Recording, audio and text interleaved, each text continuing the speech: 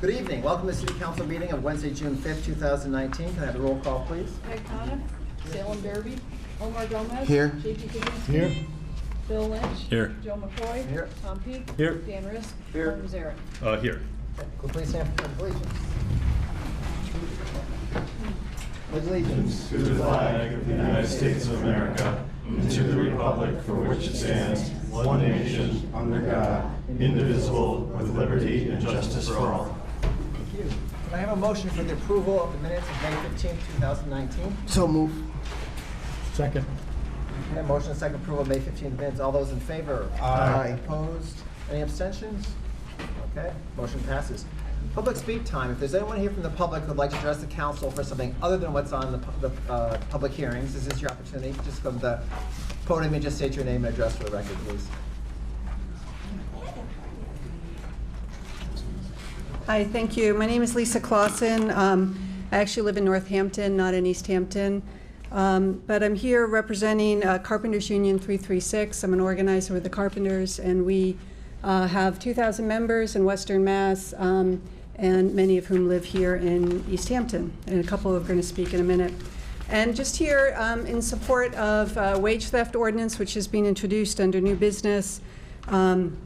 Wage theft is a growing crisis in Western Mass and across the country and state, where workers are not being paid properly, sometimes not being paid at all for their work.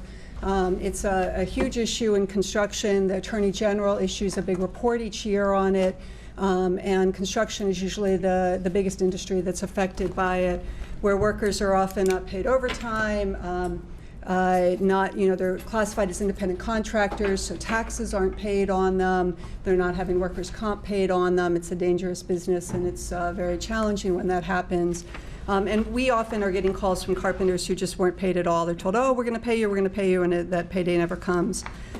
So what this ordinance would do is it just very briefly, it would say if there's public funds involved, city contracts or tax relief, we want to see development happen in Easthampton. We very much support it. Our business depends on that as well. But we're just saying where there are public funds involved to make sure that those contractors are playing by the rules, and that a contractor that's had a recent finding with wage theft cannot be working on that. There are plenty of contractors to hire, and making sure that Easthampton is only hiring ones, or developers that benefit from Easthampton are only hiring ones that play by the rules. Ensure it's a level playing field for all, and ensure that taxes are being paid, payroll taxes are being paid as well, which benefit all taxpayers. So that's kind of just in brief what the ordinance does, and we look forward to having a hearing and speaking more about it and talking more with city councilors and residents about this issue. Great. Thank you. Thank you. Good evening. My name's Tony McGrath. I'm a member of Carpenters Local 336. I live in Easthampton over on Briggs Street. I've been in the union since the year 2000. Thanks for taking the time to hear the proposal, and I hope you give it some thought, and it passes. Thank you. Thank you. Hi, Daniel Hamill, 173 Main Street. I'm here to support, I hope, try to convince you guys to support the wage theft. There's one story I can tell. I was on a job is where there was a filed sub bid. It was a prevailing wage job, and I was talking to one of the roofers on the job, and he was working 40 hours a week. They were paying him 20, and that's how they made up the difference. The contractor was stealing the money, and there's a lot of good contractors around that pay their people, and I think I would appreciate it if you guys would, pass that. Thank you. Thank you. Thank you. Hello, my name is Elizabeth Applequist, and I am the Vice President of the Public Library Association of Easthampton, which is a nonprofit organization that owns Emily Williston Library, which is a free public library. And I'm here today speaking on behalf of the board and the library. and this is just really important information that I thought everyone should hear. This year is the 150th birthday of the Emily Williston Memorial Library. We've been an integral part of the community for all of these years, providing programming and resources to all residents of Easthampton, ages 0 to 99. Each year, the library hosts 284 programs and events attended by 3,555 participants each year. 54 weeks are spent per week of operation, including Saturday hours. There are class visits from students at Center and Pepin elementary schools. There are drop-in technology, yoga classes, and other adult programs. There's also special events such as movies for teens and special science and technology workshops. Also, there's summer reading and community reading programs. And I don't know about all of you, but I was really surprised to hear that the library does all these amazing things.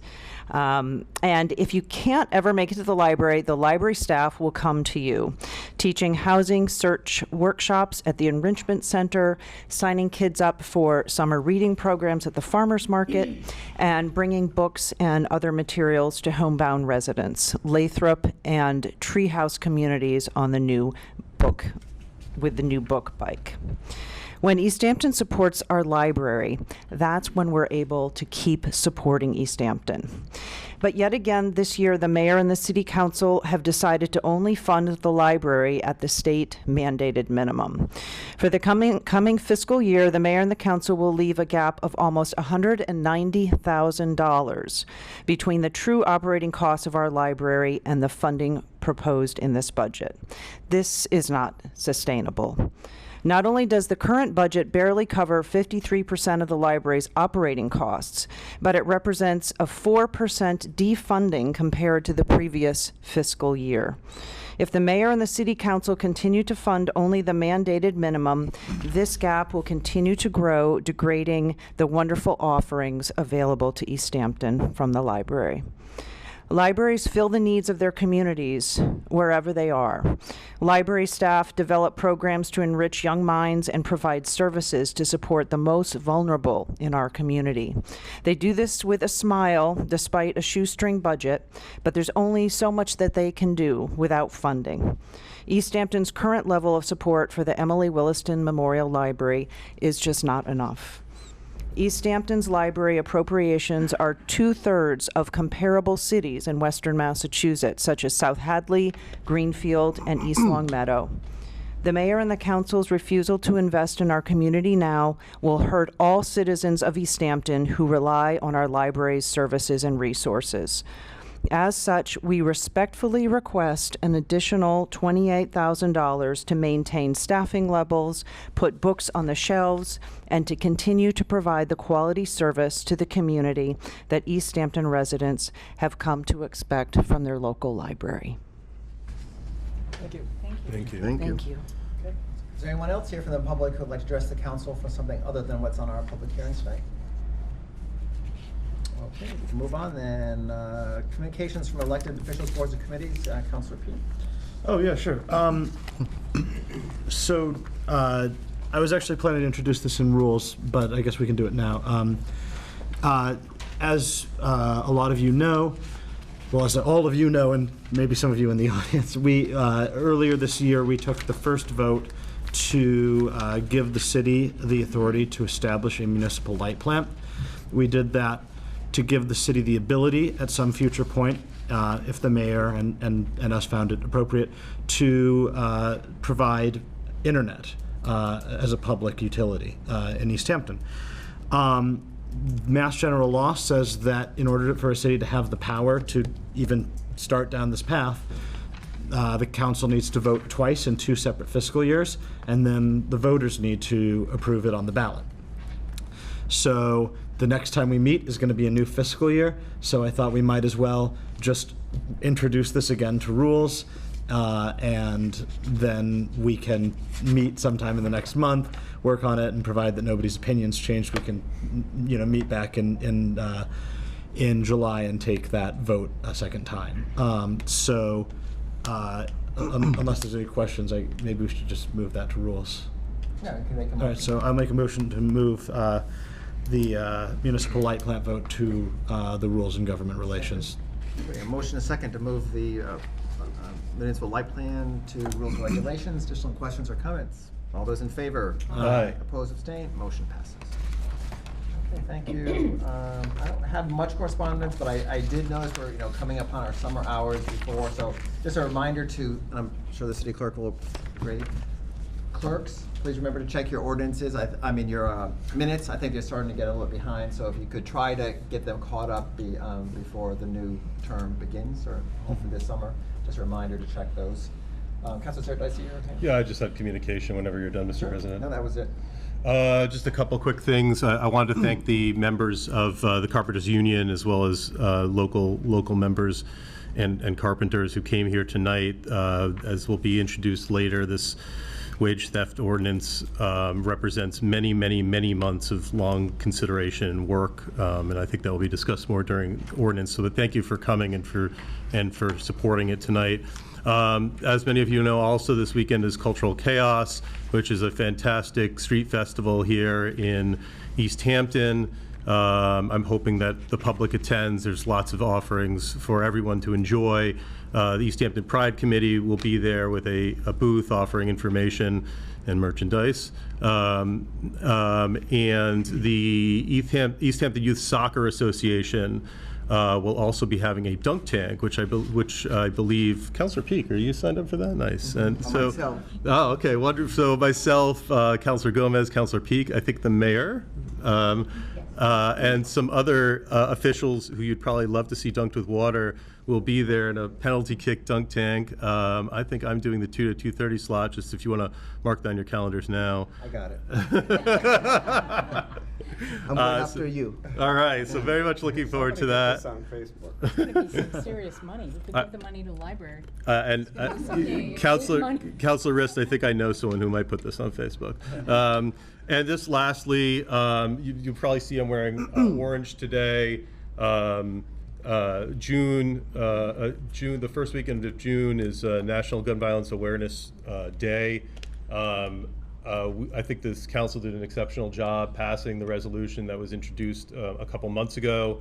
And as part of that, as requested, we need to keep advocating.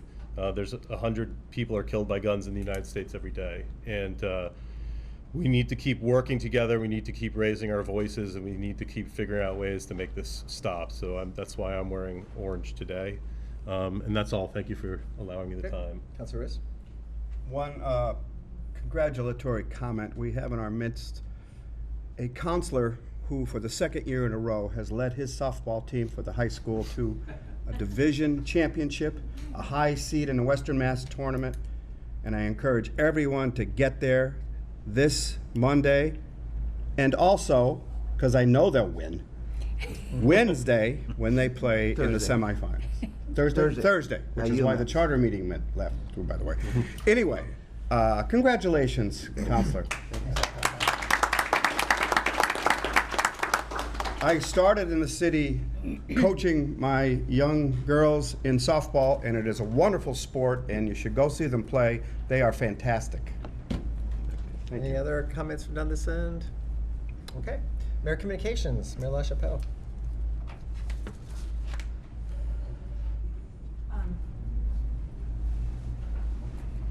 President McCoy, in the interest of public hearing starting at 6:15, my mayor communications is longer than 60 seconds, and I would request to speak after the public hearing. We've certainly gone over. I mean, is it It's substantial. 15 minutes, or is it? Okay. Lots going on. This is like, Fair I warning. realized, 5 days ago, I was like, oh, there's no meeting on June 19th. Okay, yeah. Okay, So we'll come back a lot to of stuff that is after rolling. the public hearing then. Okay. Thank you. We can't fit in though, one starting on the standing committees, and I'm going to go a little bit out of order and have public safety go first with Councilor Gomez. All right, I'm going to take the podium so that it's going to be easier for us. I'm going to try to be quick.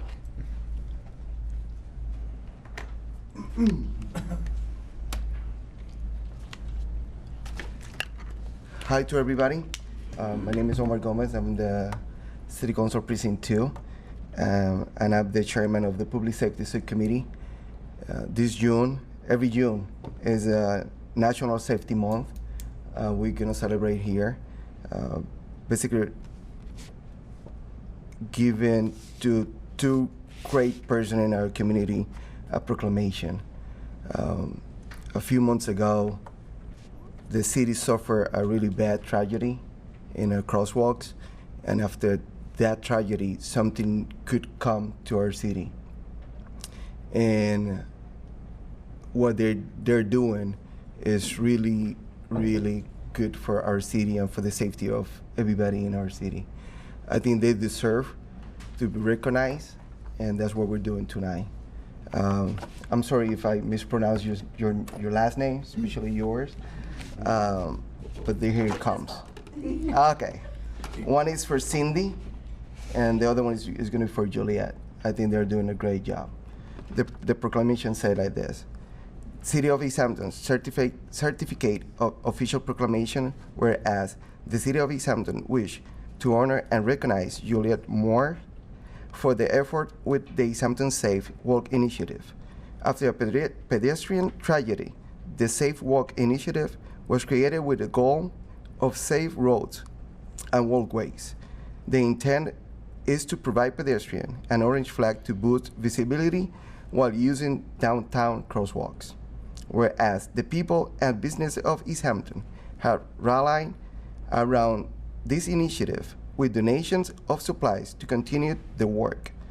The safety flags have become a community effort and are making a difference for drivers and pedestrians.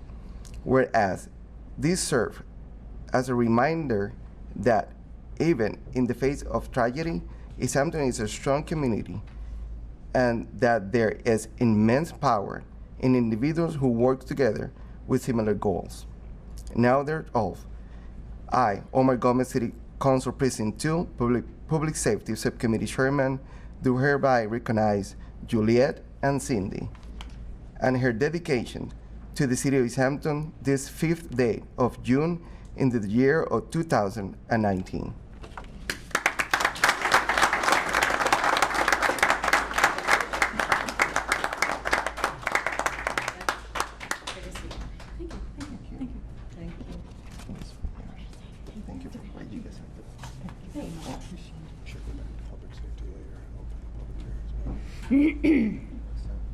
Is there more in your report? Yes. Okay.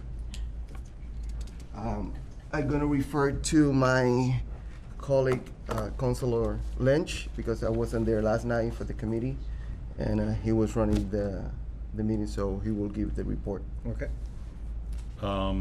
It's pretty much just progress on the pedestrian safety review and the on-street parking and traffic and rules and orders. We have to meet with Chief Alberti, and the subcommittee would like to meet with him at some point, go over some ideas that we have for future safety issues that can come up. And the utility pole we approved last night. Was that a public hearing? It's going to be a public hearing, yeah. Okay. So that concludes. Do you want to make a motion? Do you want a public hearing next July, in July? It was It's tonight. for tonight. It's here? No, it's not.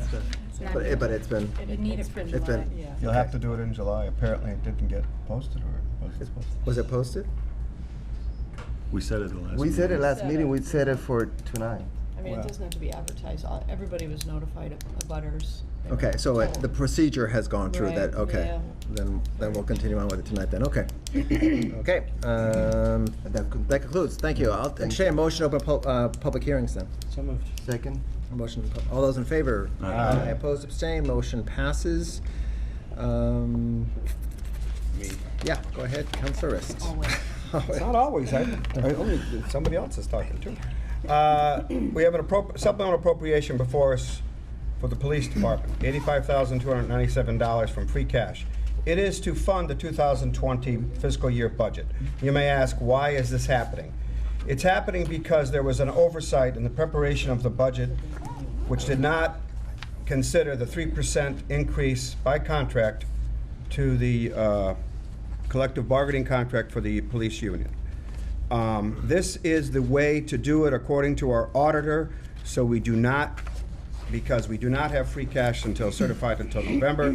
This allows for funding of this budgetary item out of this year's free cash.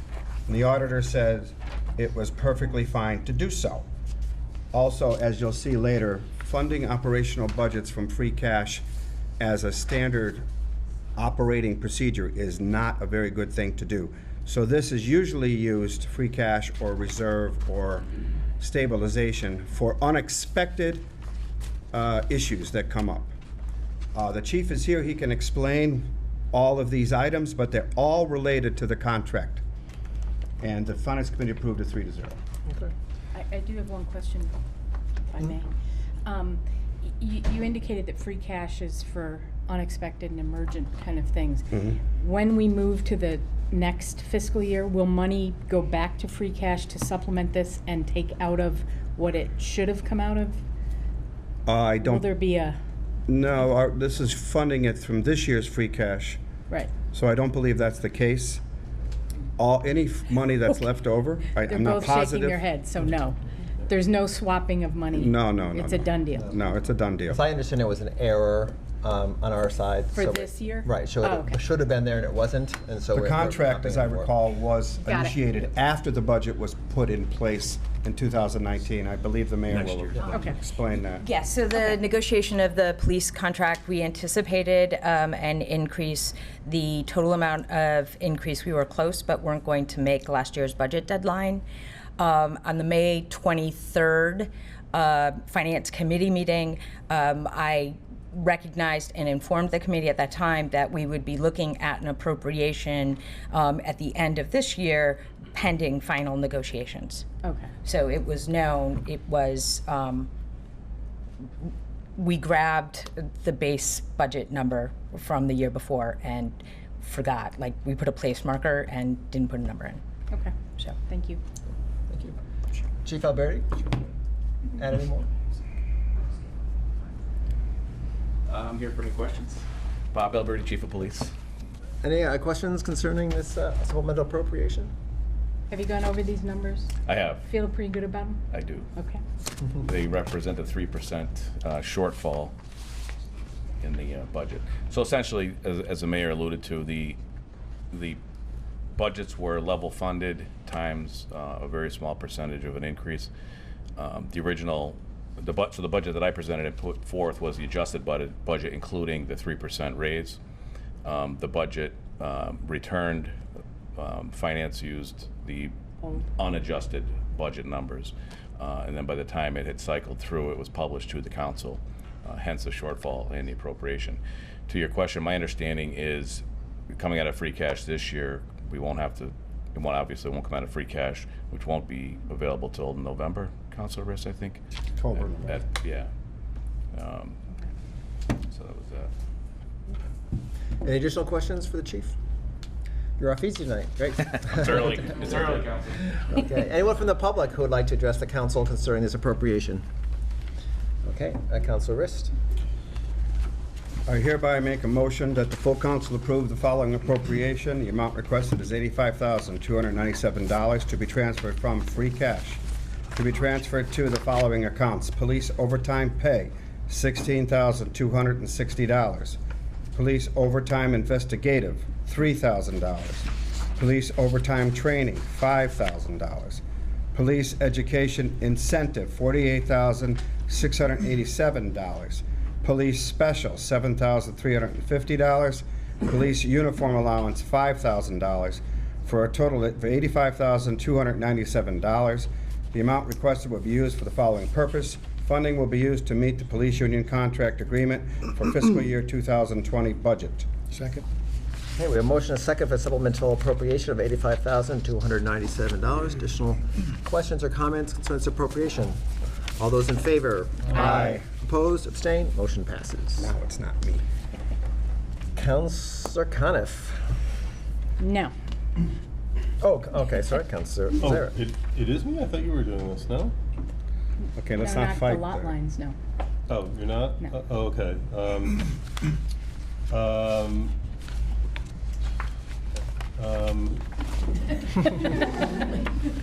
So we've had a discussion recently, joint public hearing with planning after a very good discussion in the ordinance subcommittee around zero lot lines.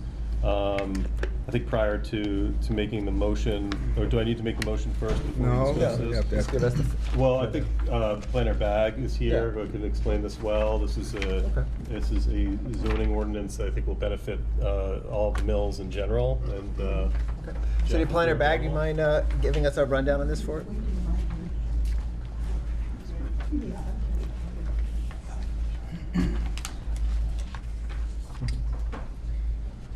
Good evening, I'm Jeff Bagg, I'm the city planner here. I was going to try to use the technology in the room, but it's hit or miss. But I do have a couple images that I think should show up here. Now we know what that number is. It changes. No. So, That's lovely. So this has been discussed for some time. It's worth an overview if you'll bear with me for a moment. So this is a zoning amendment change that applies in the Mill Industrial District. And by way of a very long history, said briefly, the mills were developed a very long time ago, well before any zoning provisions were in place in the city of Easthampton. It's the ones all the way on the left. I tested it earlier. Yeah. Good. So the mills were developed before zoning, and in essence, what we're trying to do is remove some barriers that were put in place when zoning was enacted. So the city has their first zoning bylaw created in 1951, and like every other community in Massachusetts, it started to create these separations of uses. You create an amount of frontage you have to have on a road, and you have to build a building that's certain distances from property lines. And really, if you look at that, it was really around, you know, the development of residential units and housing in suburbs, and the history of zoning is pretty interesting if you really look into it. But what happened over the years is we applied frontage and setback requirements just in everywhere, including the Mill District. And then in 1995, the city took a pretty historic step with a big zoning overhaul and made the Mill Industrial Overlay District, the Mill Industrial District, and we started to take steps to remove barriers to potentially redevelop the mills, and it's been very successful. So the potential redevelopment of 1 Ferry Street sparked a conversation about removing the requirements to have buildings separate from property lines. So if you look at this image up here, it's a pattern of development that you can see a couple places in the Mill District where the buildings were built right up on the property line with basically no front setback. And then the next image is intended to show another sort of mill development pattern, which is these two buildings basically butt up against each other, and the blue is just an image, but that's where the property line just runs right through the buildings. You know, there was no side yard setback when the mills were developed. And what we started out to do is just remove this requirement in the mills so that we could you know, go back and sort of mirror that. So the 1 Ferry Street project desires to carve off, it's a 6-acre parcel, and the proposal is to make some smaller lots. And in order to do that, we would want to have the 0 lot lines. So that's how it initially started, and then through the discussions, another mill owner, both the mill owners are here tonight and may speak to this. The owner of Eastworks, you know, approached us and said that there's another barrier, which is carving off a lot around a building requires frontage on a street, and that's the vestige of old zoning that you'd have to have 100 feet along a street in order to make a lot. And the pattern of development, this is an image of 1 Ferry Street where on the right side is the canal, and the blue line represents where a property line would be right on the canal and create a 0 side lot line. So that's the image for that. So behind Eastworks, and I hope this is okay when I talk to the mill owner, so this is a building that some people may recognize, and there's opportunities for additional funding and resources to be put towards the renovation of buildings like this if they can be created on their own parcel. So that's one of the things we're trying to do, is just allow the creation of a parcel around some of these older buildings. So to remove frontage is just this technical thing to do in zoning. Frontage basically would provide vehicle access to a property. And so when we revitalized the mills with the Mass Works grant in 2014 and put all that parking and access in the back, we actually provided actual vehicle access without a formal public way. And so what we're trying to do is we're trying to remove the frontage requirement. And so the text that the council has in front of them is a fairly straightforward amendment, which in the Mill Industrial District, that's the one I was trying to pull up and it's not going to work. In the Mill Industrial District, for existing buildings or buildings that might be renovated, we're creating the allowance that they don't have to have any side or front yard setbacks, and then the frontage requirement would be removed, and it would be replaced with some language that basically provides that there would be continuous vehicular access to the property or the building. And so in essence, we're able to eliminate the frontage requirement and unlock some potential redevelopment behind the mills. And this is part of a larger concept. So the city is a housing choice community, and the state has a goal to provide more housing over the next 10 years or so. And this is kind of hard to read, but they're encouraging zoning that promotes housing and additional housing, building mixed use and multifamily. We already have a 40R smart growth district, which is very good. So they're promoting, reducing parking requirements, which is a progressive thing that we have in the mills. We don't have a strict parking requirement for each use. And then the last item was to remove or reduce dimensional requirements, such as minimum lot sizes. So while we're definitely trying to support our local mill owners, we're also, showing the initiative that the state wants communities to try to encourage housing. So that's kind of a big picture overview. I don't know if there's any technical questions that you might have. And you have the text of the language in front of you. Any questions for the planner considering? Councilor Lynch? So obviously there's residential housing in this area, right? The Mill District, right? Would that eliminate any pre-existing non-conforming barriers that they might have if they wanted to remodel their houses or put a front porch on or something like that? Because currently you have to go to the board to get permission to do things like that. Would they now have freedom to do whatever they want? That's a good question. I think if you looked at the boundaries of the Mill Industrial District, it actually doesn't include the neighborhood of New City or the neighborhood on the Pleasant Green side. Okay. So the mill, I apologize, I don't have a map and my technology is failing me. So the Mill Industrial District extends basically and incorporates one Ferry Street, and then it incorporates the Legion, Paragon, and that all the way to National Nonwoven, and then it shoots down and encapsulates one Cottage Street. So it's actually kind of a long, narrow district that doesn't actually have housing units in it. Okay. Or very few, if any. Okay. The neighborhoods on each side are not part of the proposal. Okay, that answers it then. Thanks. Okay. Councilor Kwasinski.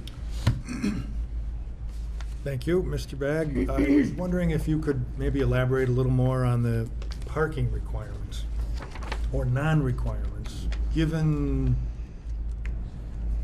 if you can call a lot anything pretty much if it meets minimum standard without frontage, then the building that you had shown in the back of Eastworks could become its own lot with or without any additional space for parking on that particular site. Mm-hmm. I'm looking at Eastworks and I'm thinking of the building next door with INSA and the parking issues that developed. How were you able to kind of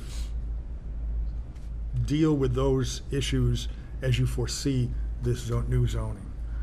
It's a supply and demand driven system. So INSA is a little bit different because they required a special permit, but if you look at the other tenants within the mills now, the tenants do not require their own parking. So the parking is the zoning does say that if you have parking within 200 feet of the property, that's what you need. And so, basically the way that the back of the mills got developed with the parking, it's going to, the intent of that was to activate the back of the mills. So I think it's a good question. I think that the owners will need to kind of deal with parking supply as units or new tenants come online, but that's been one of the unique features of the mill district, which is to not have a strict requirement for parking, and it's done wonders for, I believe, I can't speak for the mill owners, but it's done wonders to allow them to take in tenants. And there is parking there. The parking is not overutilized. It's maybe concentrated right now, right behind our cannabis store, but that's expected to disperse. And there are unutilized parking spaces still behind the mills now. Good. And just Councilor Zarrett? Just Mr. Bagg, you may have gone over this already, but I do think it's a salient point of the amendment to the zoning ordinance is the coverage issue. Did you talk about that? Yep. So the flexibility. So there's flexibility. I think it's an important feature to highlight. Yep. So Councilor Zarrett was referring to right now in the mill district on a parcel. Again, if you have to go back to when the zoning was created. I think the zoning was created just without regard to the actual development pattern. So we have all these standards. If you look at the zoning ordinance, for example, in the commercial district, in the business district, in the residential district, you need 100 feet of frontage, regardless of the pattern. And I think the lot coverage question is the same idea. In a residential district, you can cover 20% of your lot, and it goes up to maybe 50 in the industrial district, and then the threshold was 60% of a lot could be covered in the mill district, but I think the pattern is a much higher coverage ratio. So we're proposing to take the 60% limit and just basically remove that so that it gives the ultimate flexibility. So if you take this lot, for example, it would be a small lot to incorporate that building. There happens to be some green space, but that might become a sidewalk or some kind of access feature, which would essentially make that 100% coverage in terms of surfaces. Does that answer your question? Oh yeah, I just wanted to highlight it because it's also especially important when you get into renovation in one ferry, that if you're renovating a building and you're defining a lot line, if we kept it at 60, that would significantly alter the ability to plan appropriately for I think so, yes. So that's all. Yep. Okay. Additional questions for the planner? No? Okay. Thank you very much. Thank you. Is there anyone here from the public who would like to comment on this ordinance? This is your opportunity. If you could just come to the podium, state your name and address. I'd be happy to talk from my perspective on it. Okay. If you could just come to the podium, just because they can't hear you quite to get near the microphone. Will Bundy, and I'm the owner of Eastworks. I'm grateful to Mike Michon for being crazier than me to take on this, because his efforts there brought this forward, and I really appreciate that the mayor and Jeff stepped into the breach and really sort of ran with it. And I want to just back up a little and say the whole character of the Mill District prior to World War II, when the West Boylston Company broke up, they were starting to do exactly what this ordinance was. It was framed out exactly this way. If you look at the Brickyard, which used to be Yankee Plastic, that has no frontage. That sits as a sole entity out and behind. If you take the Keystone building and you look at the deeds, it's actually broken up into separate ownership. And there was a period before Kellogg Brush, for those of us who have some history that goes back that far, but some of you go back further, it was a series of different businesses and different owning entities in the Keystone. So it really is reflective of the spirit of what's going on there. What it means in terms of certain properties that I have back there, they're the ones that would almost guarantee you they'd never happen if this didn't happen. I mean, I have so many people, Facebook and everywhere else, who take that electrical building and they go, okay, why aren't you making it into a movie theater? Why aren't you making it into a cafe? It's like probably the most beloved little building in Easthampton from my characterization. And I can't do anything with it because it's a huge, huge capitalization. And in terms of how a bank would evaluate my property and my risk and everything else, it would not move the needle. So this puts it in a context to be viewed separately. Similarly, the building with all the small windows that Jeff put up there, that's a really challenging building. That's a building that has floors that are too short, that require seismic and all this adjustment type of stuff. And again, saddled with my regular portfolio, that becomes, again, bankers are by nature risk averse, and that just does not move the needle. If it becomes a separate entity, it becomes something that you can start thinking about what that financing could do. And in regards to parking, one of my favorite issues, it is not, there's going to be no value to whatever entity I create for however it gets financed unless there isn't a clear understanding where the parking is coming from. And the parking would be coming from some aspect of what Eastworks already has in terms of parking. The same way that Keystone is developing its property in terms of the parking that is related to its property, or the same way that Mill 180 is doing it that way. We have a certain amount of what we have in terms of parking that sits behind the mill, and it's our responsibility to make that work and figure out a way that works. And so it's a great question, but it really falls back on the person that is parceling out that bit of property. So if the electrical building comes with no parking, it isn't going to get any financing. I hope that's helpful to your question. But anyway, you can tell I'm excited about this stuff. Okay. Thank you guys again. Thank you. Anyone else from the public who would like to address the council on this ordinance? Okay, Councilor Zaire, I'll entertain a motion. Great. Therefore, move to amend the Easthampton zoning ordinance, section 6, tables 6.1 and 6.2, to eliminate setback, lot area, coverage, and frontage requirements for new lots in the Mill Industrial Zoning District as recommended by the Planning Board on May 6, 2019, and also voted affirmatively by the Ordinance Subcommittee. Second. We have a motion and a second on the zero lot line ordinance. Any additional questions or comments? All those in favor? Aye. Opposed, abstain, motion passes.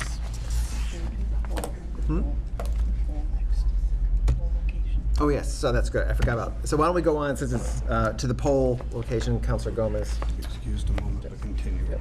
Thank you, Mr. President.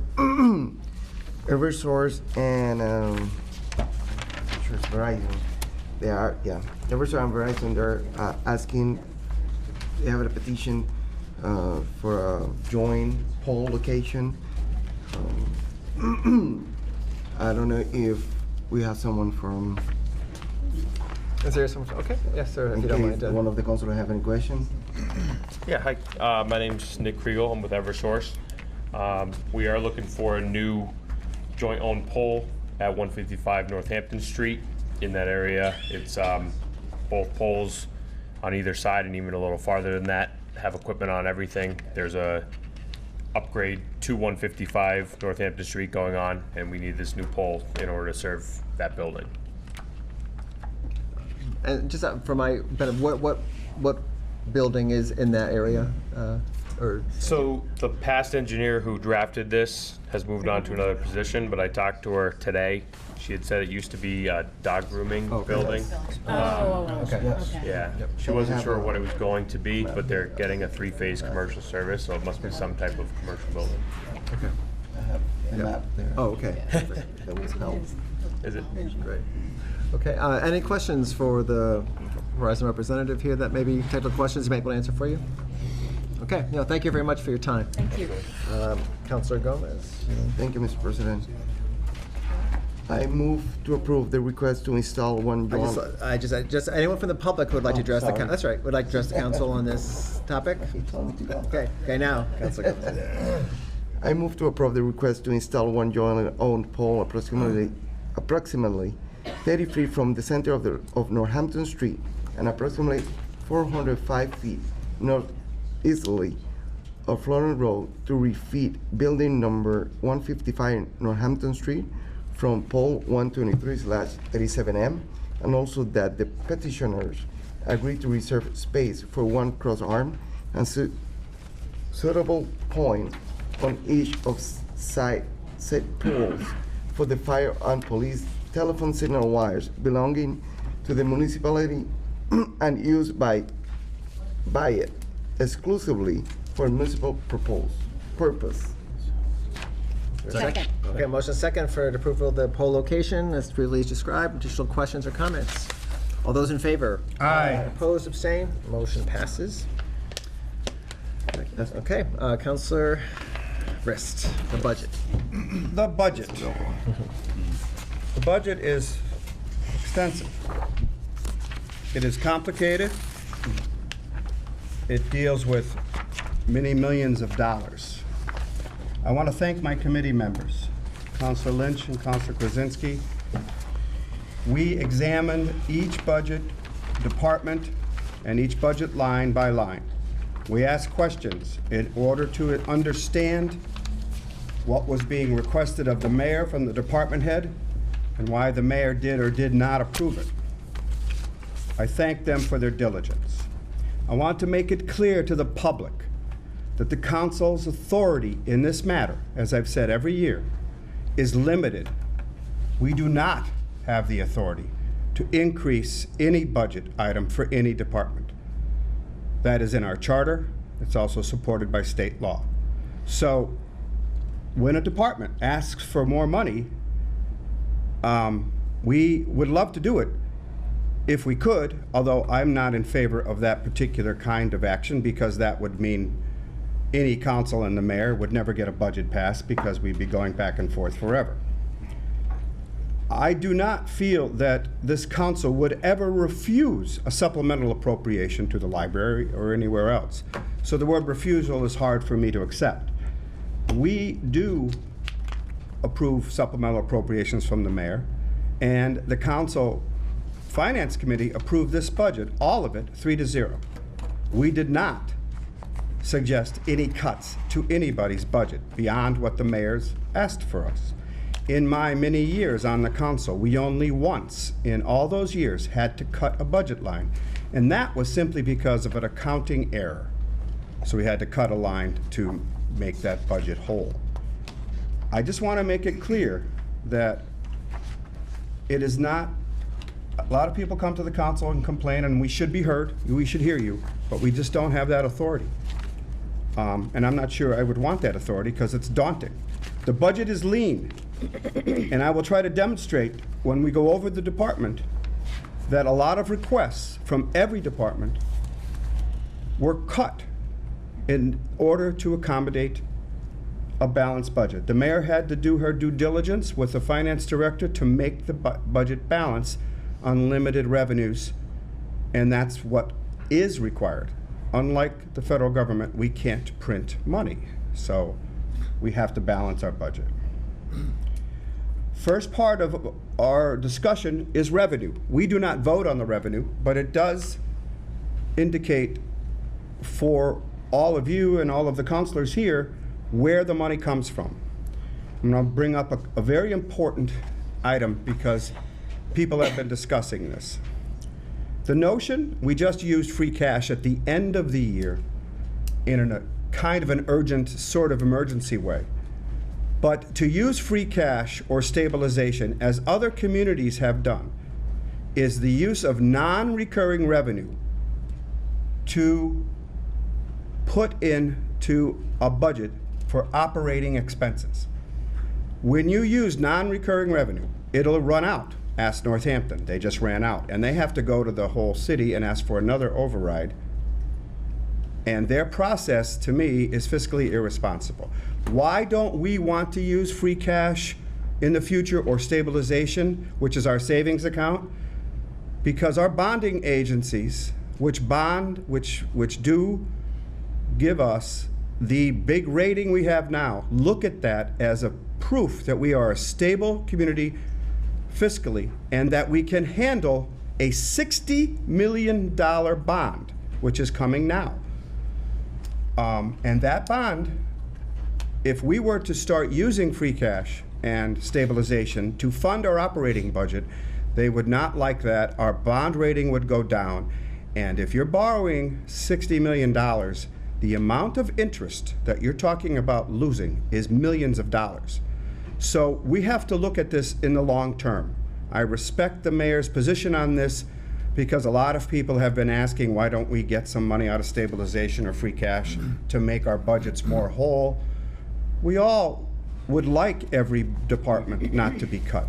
But if we did that, the long-term effect is fiscally irresponsible. The city's taxpayers would be paying a lot more money.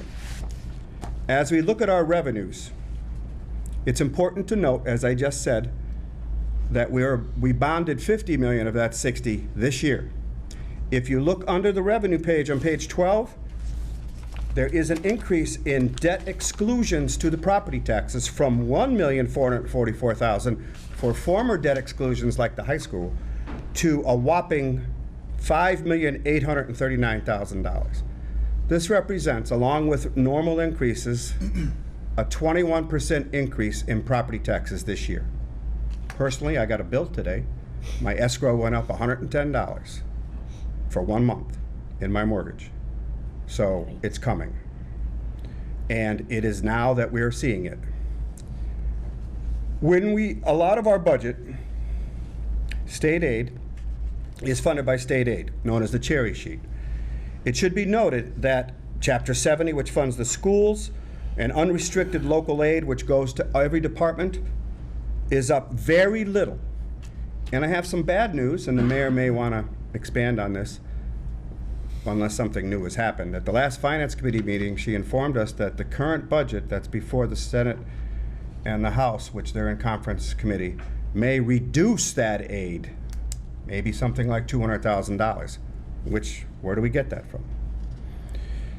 Secondly, when you look at state aid, there's $12,344,000 that comes in from various areas, but there's a lot of offsets. What's the biggest offset? We have to pay school choice and charter school sending tuition to the tune of $2,672,000. That's up almost $200,000 from last year.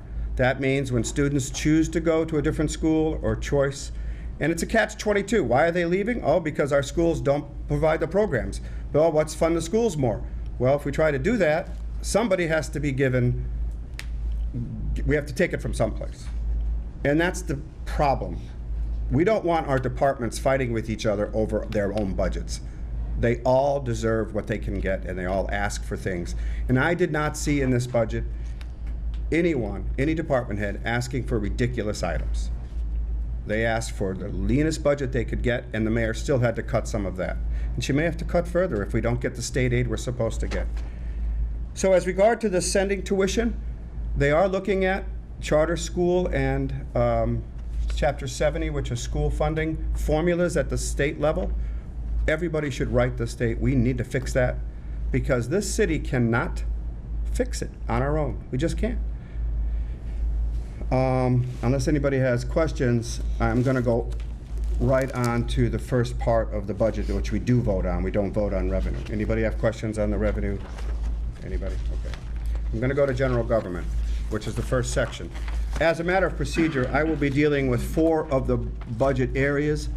My colleagues, Councilor Krasinski and Councilor Lynch, will deal with others, and I will move to them when I'm done with my particular sections. The first section is general government.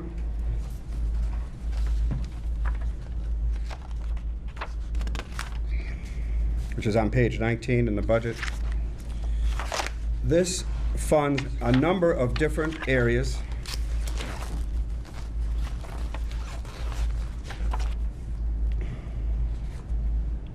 And I wanted to read them, and I'm trying to find them. Sorry. Please bear with me. It's right here, Daniel. Open that.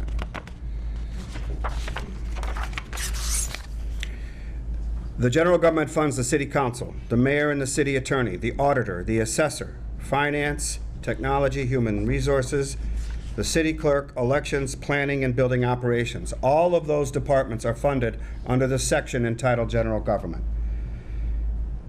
The requested amount for general government was $1,944,699 for these various departments. The actual amount that the mayor was able to fund was $1,870,309. It should be noted, just a couple of things that I remember from this. The mayor actually asked for more money that she gave herself. The city attorney's budget is up to $65,000 from, I think it was $50 for this year, in order to fund a lot of labor negotiations and the kind of legal fees necessary for all of the new developments that are coming in, like 1 Ferry Street. There's a lot of legal documentation that needs to be dealt with. The assessor's budget is up significantly. I want to go to that. The assessor's budget has a one-time expense of $25,000 to fund the complete reevaluation of our property in town. What does that mean? We want everybody to pay fair taxes. In order to do so, all of the property in town, business, commercial, or individual properties, are looked at by an outside firm, independently evaluated, in order to see what their proper assessment should be. If there's been a new, if property has been changed, if vacant land is suddenly developed, if somebody put on an addition on their house, that changes their property value. And that will change how much taxes they pay. I personally do not want, because of this big tax increase, our assessors, or our principal assessor, having to defend those new valuations by themselves. By having an independent company do this every, now it's 5 years, we make sure that the valuations are correct. And so that was funded, and that's a one-time funding of $25,000 you'll see in that budget. I have nothing other than to say in planning, there was a cut in planning of a certain amount of hours for the assistant planner. And I don't know if Jeff wants to talk to this, but in planning, because a lot of the salaries for our assistant planner, Jamie, was funded by grants, and those grants are used up. Correct me if I'm wrong. That is the reason we have to cut back on hours, and the mayor has promised to try and catch up with that. Also, the CPA funded some of her hours too, to try to catch up. But that's an example of how the budget is so tight, we've had to cut back on important people. And as a CPA chair, Jamie is very important to us. So her loss of hours from, I think it's 35 to 32 or something like that, is a loss. But unfortunately, the budget has to be balanced. So everybody is losing funding. I have nothing else to say on general government other than to answer questions or allow any of the, I know that the mayor can speak to any of this.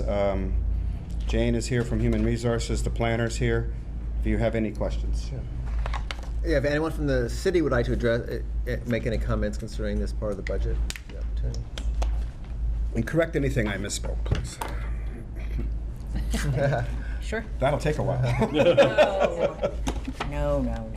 Yeah, I would just want to kind of, around general budget, and in this fiscal year, general budget and the construction from that point on really set a tone that we started as a community, a city council, and certainly the initiative by my office to go to a different budgeting system that is proactive and future-oriented rather than spend down.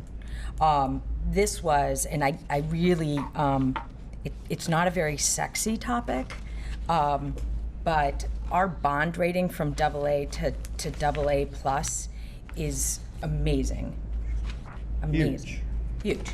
And to say that, and to be very careful about this, the rating is based, and I have some notes, on the outlook of our community being very stable, which doesn't sound dramatically amazing, but that is a very amazing word, stable, when you get it from S&P Global Ratings.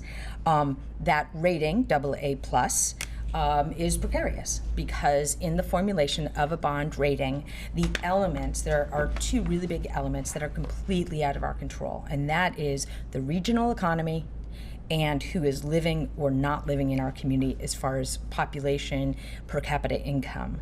And we, and again, I've put in writing and I've said it, the finance team and the audit team, the assessor, just did an outstanding job to make the case for Easthampton, and that we are winning and we're a good investment based on where we stand. And that a comparison to the other communities is certainly necessary in the bond rating process. However, our unique assets and the facing of weaknesses is exceptional, and that's why we deserve the AA plus rating. This rating is important because in 2 years, we need to go back out. Additionally, this will not be our last capital bonding project, for the city, and to hold the ground is extremely important. That comes at a price. And so the policies that I adopted last October are very, very important to what the department's experienced with my budget letter back in March that said level services and 1.76. That we're, I am not going to budge from those policies. We have steered a course. We are going for a budget award, which is, sure, a shiny ribbon, but truly what it is a part of the sign that Easthampton is business ready, and we mean it. And when we see recessionary behavior, we have a plan. And that plan is really strategic savings. And I will just end absent questions here. And actually correct Councilor Wist on one thing. So the instant impact of this bond rating, but also the structure of our budget. If you remember back to the school committee argument back and forth of what this was going to do as a dollar amount and also the percent on the bonds, we were looking at a $3 to $4 increase of debt exclusion on our tax rate. Right now, based on the bond sale that happened on April 1st, we are looking at a first-year increase of $2.90 with a very likely probability that that amount will stay level through the course of our 20-year bond. And we were able to be competitive with the 20-year note rather than 30. And at one point, I know we were throwing out 40 years because of this bond rating and because of the fiscal soundness of our municipal government. That said, we are looking at, and talk about complicated, when you want to talk about what the interest rate is on this loan, and it changes and whatnot, we came in at about 2.6%. I mean, we were looking, our illustrations, were 4, 4.25, 4.5. And again, that was really teed up by work that certainly happened in the past, but how we approach the budget and how we, in writing, really said we would do what the city has consistently done and that we're not going to back away from it. It's not a law, it's not an ordinance, but it's certainly a highly recommended budget process and also a set of policies that I feel serves the city and the residents and our deep obligation to say that we would go forward being very prudent with school, but also to back fund in a planful way capital improvement and budgets of departments that were funded in interesting ways or inconsistent ways, and I think it's fairness across the board there. On just quickly. What did I say wrong?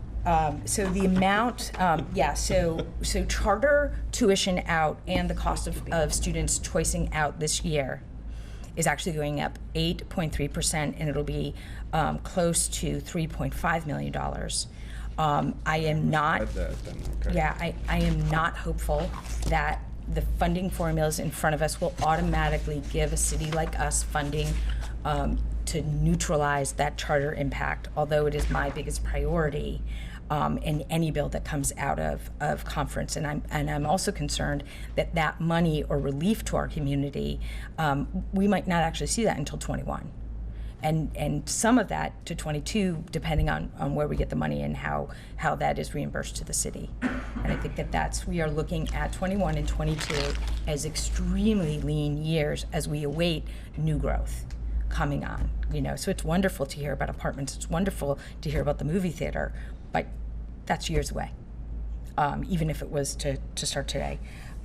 So around that, I would I would again just keep that in mind as we go through the budget, and certainly during mayor communications, I'll have some information about just initiatives going forward to look at these gaps and what we can do in its stead. Okay. Any mayor, questions for the mayor? Again, we're on general government. Is there anything specific related to this part of the budget?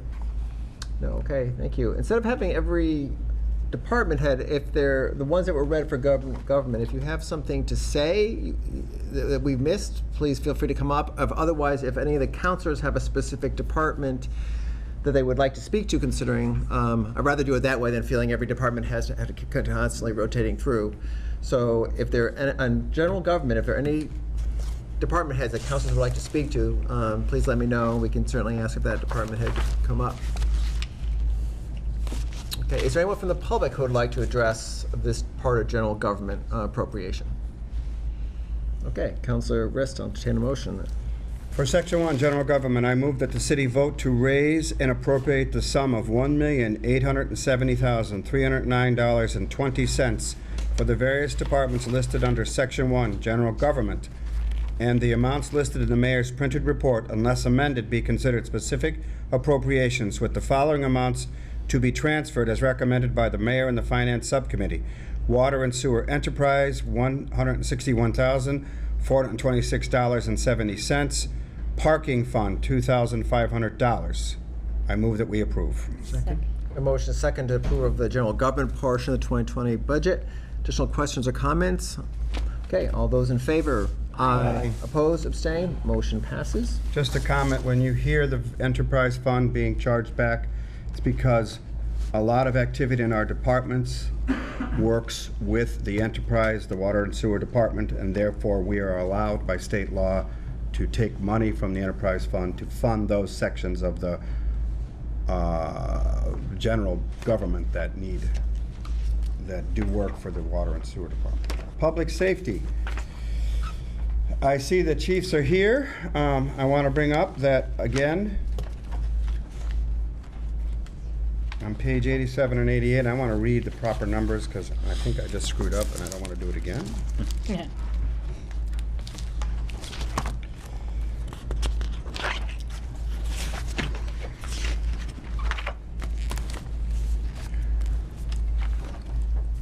The budget for the police department is $2,550,971. It represents a reduction in the request by $85,297. Some of that was made up, exactly that amount, with our recent supplemental appropriation. So it's really a level funded budget based on the contract that was needed. There are no reductions in staffing, thank God. If we did not approve that supplemental appropriation, the only way to balance the budget would have been to cut police officers. That is not something that I would certainly want this city to do. So the police department's budget is fairly much level funded.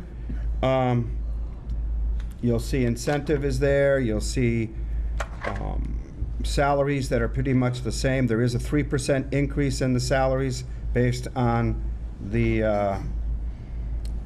collective bargaining. The chief is here if anybody has questions for the police department. We did vote 3-0 to accept all the public safety budget, by the way. Chief, either the chief, Butler, do you have anything? Do you have anything to add to it, or are there any specific questions from the councilors concerning the police? For Chief Alberti. Chief Alberti. Okay, so. All right, I'm going to go on to the dispatch. Dispatch is usually controlled through the public safety budget, and the chiefs work with the head of dispatch. It is pretty much, they had a reduction, I guess they were asking for more hours, from $314,266 requested. Again, a department dropped to $280,400 to balance the budget. But dispatch is doing a great job, and there's nothing really special about it. It is pretty much level funded, but again, it is a small amount reduced. It is up $4,844 from 2019. Anything that the chiefs want to add about dispatch? No, okay. I'll move on to, okay. anybody for dispatch? No. Fire department. Fire department and ambulance. The fire department's budget is $107,249.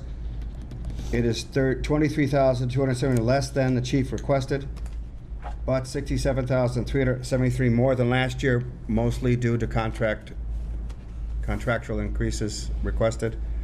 I want to make note of one little item that we looked at and wondered about. Sick leave buyback is a new item, $45,123. It's because the fire chief is going to retire, and we thank him for his service. But he's entitled to get buyback, and it's in the budget. Recently, we had to deal with a retiree, and that money wasn't available, so we had to do a supplemental to fund that. So that's already in the budget. Under ambulance, that's pretty much also level funded, but they bring in money. There was an increase, I think, or this year for the company that deals the billing, but when that increase goes up, we like that. That means we're bringing in more money when they have to bill more. I don't know if the fire chief wants to say anything about his budget. Do we have any questions? Any questions concerning the ambulance, Counselor? Appropriations, expenditures? Okay. This is good. Inspections are level funded. It's up about $6,000 from 2019, but $4,500 less than what was requested. The inspections include the building commissioner, building clerk, gas and plumbing inspector, and electrical inspector weights and measures. These are all very important, especially to the development in the city. So that's all for public safety. Any questions? Okay, so again, we're wrapping up the public safety, so if anyone from the counselors have any specific questions for any department heads related to public safety, or if anyone from the public would like to ask a question concerning this appropriation, this would be your opportunity. Okay, Counselor Rist, take motion.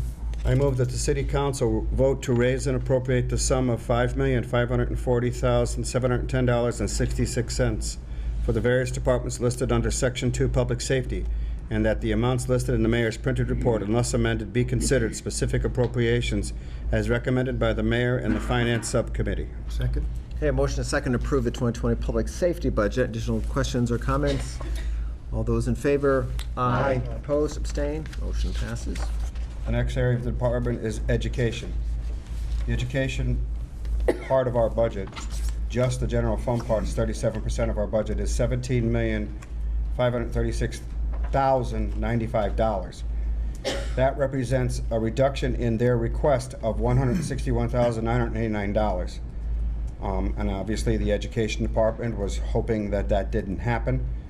It had to balance the budget. Just as an aside, that represents less than 1% of their total budget. And it is something that obviously we wish, with the charter tuition sending and all that sending, we didn't have to do. But we do support education to a very large percent. If you add employee benefits, I think it's over 60% of our total budget is for schools. And that's including a lot of employees who get health care and all of our other benefits. So it's a large chunk of our budget, and it is appropriate. We have to fund the future, and we have to, in this city, by voting yes to pre-K, a new school certainly wants our children well educated. Again, I say, the lack of funding and the lack of charter and choice tuition formulary changes is what is hurting us the most. The city doesn't have the revenue to make the kind of increases that education should get. We just don't have it. I don't know what budget we would take from. Even for $161,000, as you've heard, we've had to take a little bit from everybody's request. Where would we get that? So we don't have that authority, but I understand it was necessary to balance the budget. I don't see the superintendent here, but if anybody from the schools wants, the mayor wants to speak to it, she is on the school committee too. Superintendent Leclerc certainly wanted to be here for this part, but it is senior night at the high school. So she stayed as long as she could, and she went up there. Again, I'll commend the school committee as well as the education department in their steady advocacy for the requests that they made. The budget that I proposed for this this department is in keeping with the practice of the city of Easthampton. 2/3 of our total budget will go to education. We're looking at about 68%. I would like to correct or clarify the record that in no way my office, and I can say with great confidence any other department, feels that the debt exclusion amount goes on or should be included with the percent of money going to education. That the school building is really a community-based investment that will help the whole city prosper and help every department down the road, both directly and indirectly. And Point clarification, Mayor.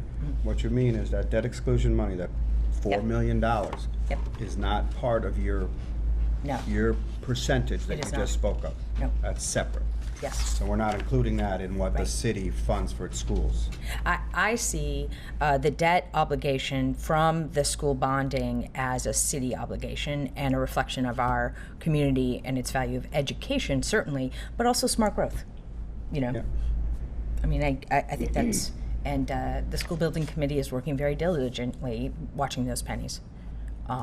You know, and I know Dr. Leclerc is talking about when we get close to the next design submission, coming back and giving council an update of just where we are in the process. That's all I had on education. Just says, while you're at the mayor, any councilors, any questions for the mayor relating to the school budget? So she is standing in for Dr. Leclerc tonight. Okay, thank you very much. Okay, Councilor Zarrett, did you have? Actually, Mayor, can you, for the record, help clarify what I consider potentially some misinformation going around the city about staff cuts that are going to be resultant of this budget? I think it's.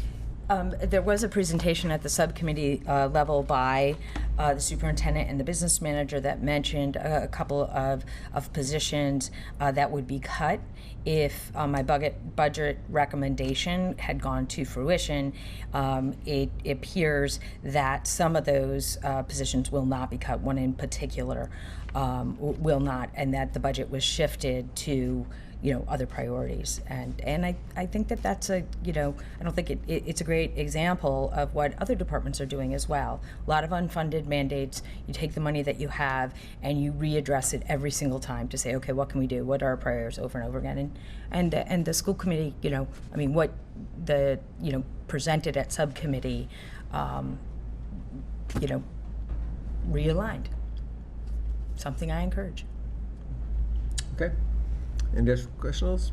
Okay, Councilor Zarrett. How do you feel that our school budget, as proposed, compares to other similar communities and what's happening in other communities in regards to their budgets? So I think that the comparison to our school expenditure to other communities, given the size of our district, is appropriate.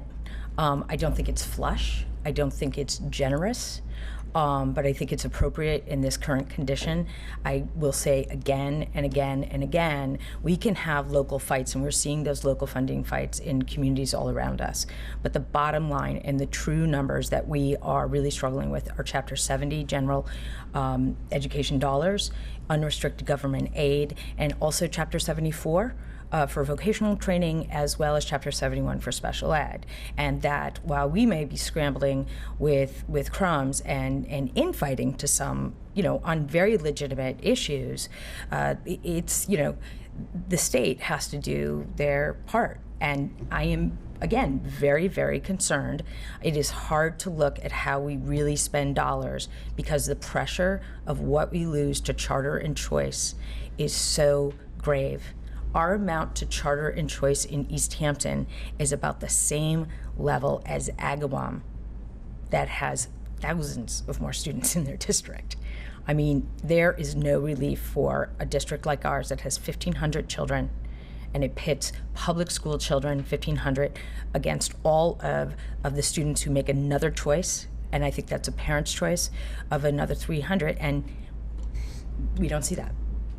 I think it's a very poor, and I have additional concerns with just when you look at that pie chart, local receipts funding more and more of our essential programs where we got money. Chapter 90 is a great, that is a great example of that local retreats. I'm very concerned that the growth we'll see in the next 2 fiscal years, we're excited about, but will be eaten up by a state policy that our essential services rely more and more on local receipts and not state and federal aid. Councilor Rist? I just wanted to comment, you mentioned the choice out. At the subcommittee level, one thing we were happy to hear is the facility, the high school facility, is lowering the amount of students to a certain extent that are choicing out because the facility is impressive. And when we build the pre-K to 8 school, we are hoping that that improves that choicing of the grade schools. So a facility does matter. Absolutely, and I know the superintendent is, I mean, she's very data driven, you know, and looking at, we talked a little bit at the subcommittee meeting of recognizing that students are coming in at a certain level at a certain point, and exactly where students are leaving, and is it the lower grades, and really looking at that and getting away from anecdotes, and, you know, Dr. Claire would snap those numbers up. I just don't have them. Okay. Additional questions relating to school? No. Thank you. Jonathan. Public. Yeah. Jonathan Schmidt, member of the school committee. So I'll start by saying I really appreciate the hard work that the mayor and the other department heads have done. I realize it's not an easy task to balance a budget when nobody's going to get the money that they need. So just a couple of points of clarification. I was at the finance subcommittee meeting, and I don't recall that we discussed specific positions that would be cut. I could be misremembering, but they did? Okay, yes. What was discussed was positions not being filled through attrition. Not positions cut. The positions exist. They may not be filled until the money is found. I see. Okay. That's what I think was discussed. I'm pretty sure. Sure. But I know that. All right, I remember that. Sure. I know a lot of information gets spread around. So obviously we've done, or Dr. LeClaire and Dale, the business manager, have done their due diligence to minimize the impact on students as much as possible. And of course, much of that comes down to the people in the schools who are teaching them. The one thing that I really want to point out, sort of looking back historically, and of course, I'm fairly new to being so integrally a part of this, but for years, the school budget was not just underfunded, but funded less from year to year, years ago. And there were a few years in the recent history where we started to make up some of that ground. And unfortunately, due to the circumstances of our city and economic restrictions, we are back to a position where we are not able to reclaim some of that growth. And what we've seen is the school budget has been, just as the city budget is, made leaner and leaner to the point where for this amount that needed to be decreased for this upcoming budget, we are indeed kind of picking at crumbs, and there's just nowhere else to really cut short of bodies in the future. And my hope is that in the coming years we can try to reverse that trend again, but we shall see. So I guess that's that. I just felt like I needed to get that 2 cents in. We are one of the very few districts in the region where we see our population of students increasing, which ultimately serves the schools and the cities because that brings in more money from the state, even if it's not enough. So we're doing something right, and hopefully with the new school, we will continue to see that trend as we get the younger students into our school system. They're more likely to stick with us, and yeah, we can hope for the best. Yes. Councilor Khan.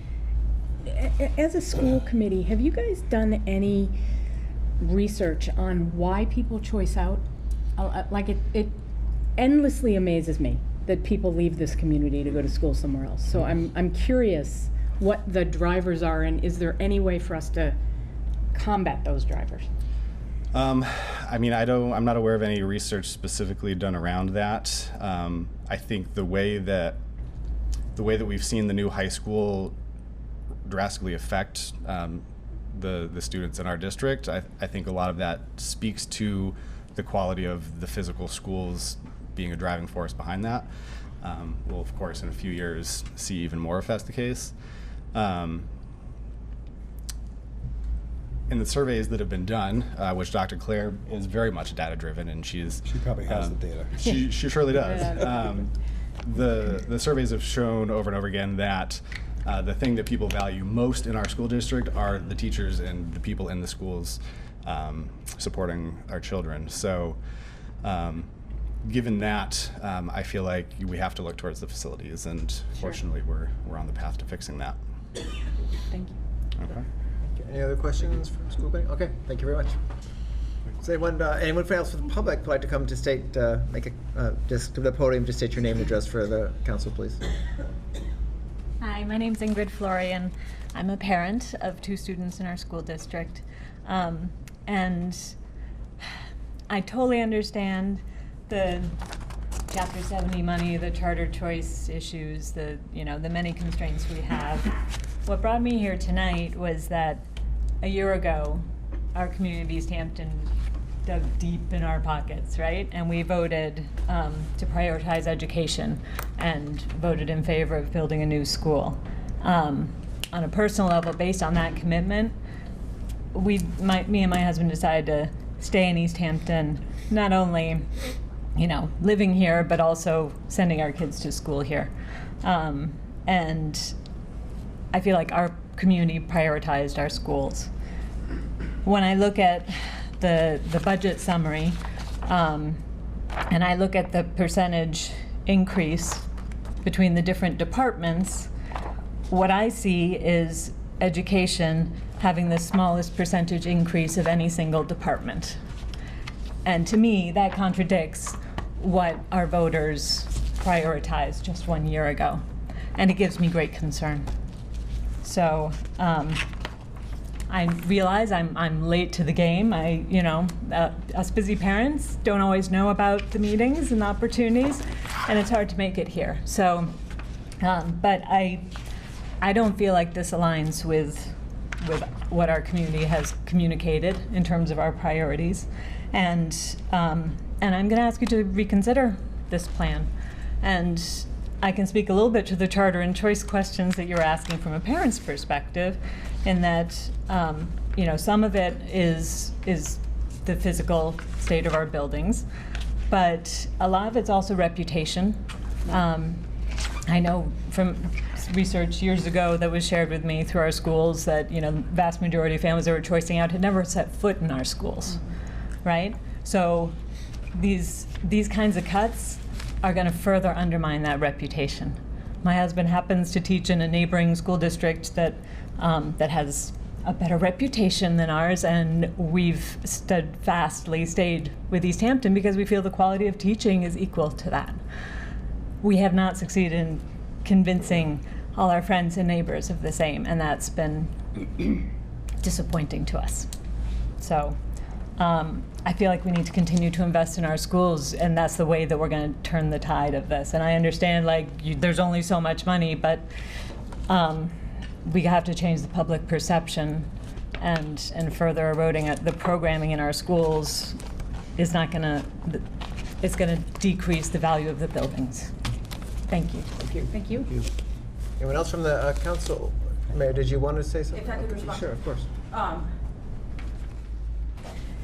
Thank you, Ms. Fleury, for the comments, and I think that's a great example of the voracious advocacy that you see from our faculty and our parents, and quite honestly, we've seen it at our finance subcommittee meeting and at this meeting and the school committee meeting, that we have students of all ages who are very strong advocates for their school.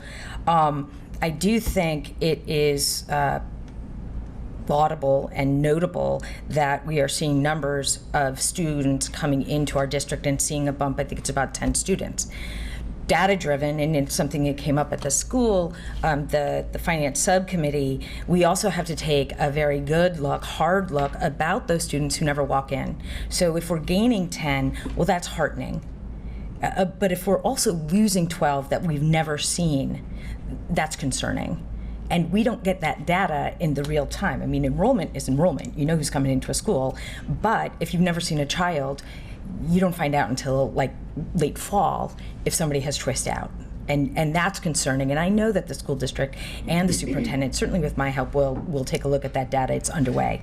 As to the percents by sections of the government, it can be, and it is misleading. We have our city clerk.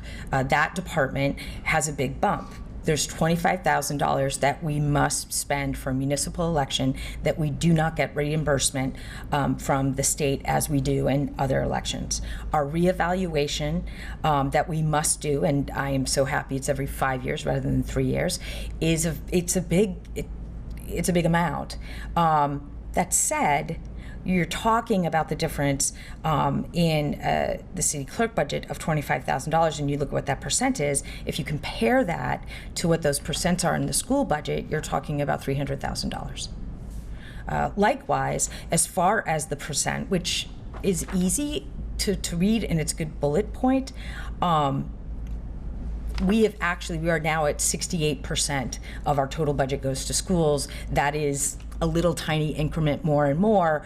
Expenses change, and we have additional healthcare costs, over the next year and a half. We're looking at $130,000 through the 32B negotiation that we need to fund, and that's not just a school. I mean, it's a number thing, so it's 56% of that healthcare settlement for the school, is $56,000. It's not the same for general government.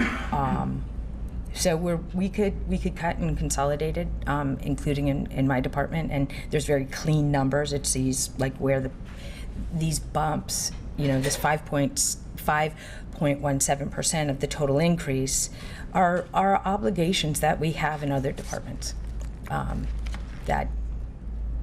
Yes. So I just wanted to address the percent.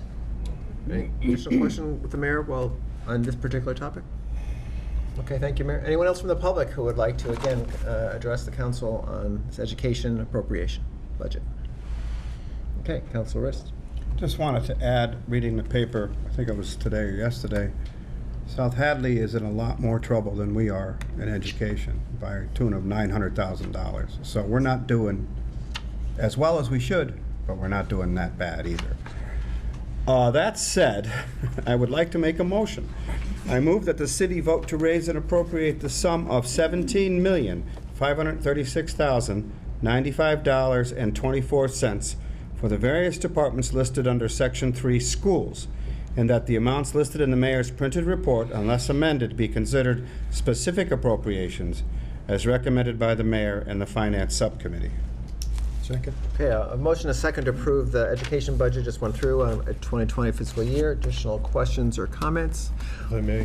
Councilor. I just wanted to thank our member of the school department, Mr. Schmidt, and Ms. Fleury for coming up and speaking. I think that as someone who advocated strongly and was on the front lines for our school ballot committee, our school, I'm not going to sing again, but our schools, our children are our future, and it is important to look to methodologies to fund the strong schools.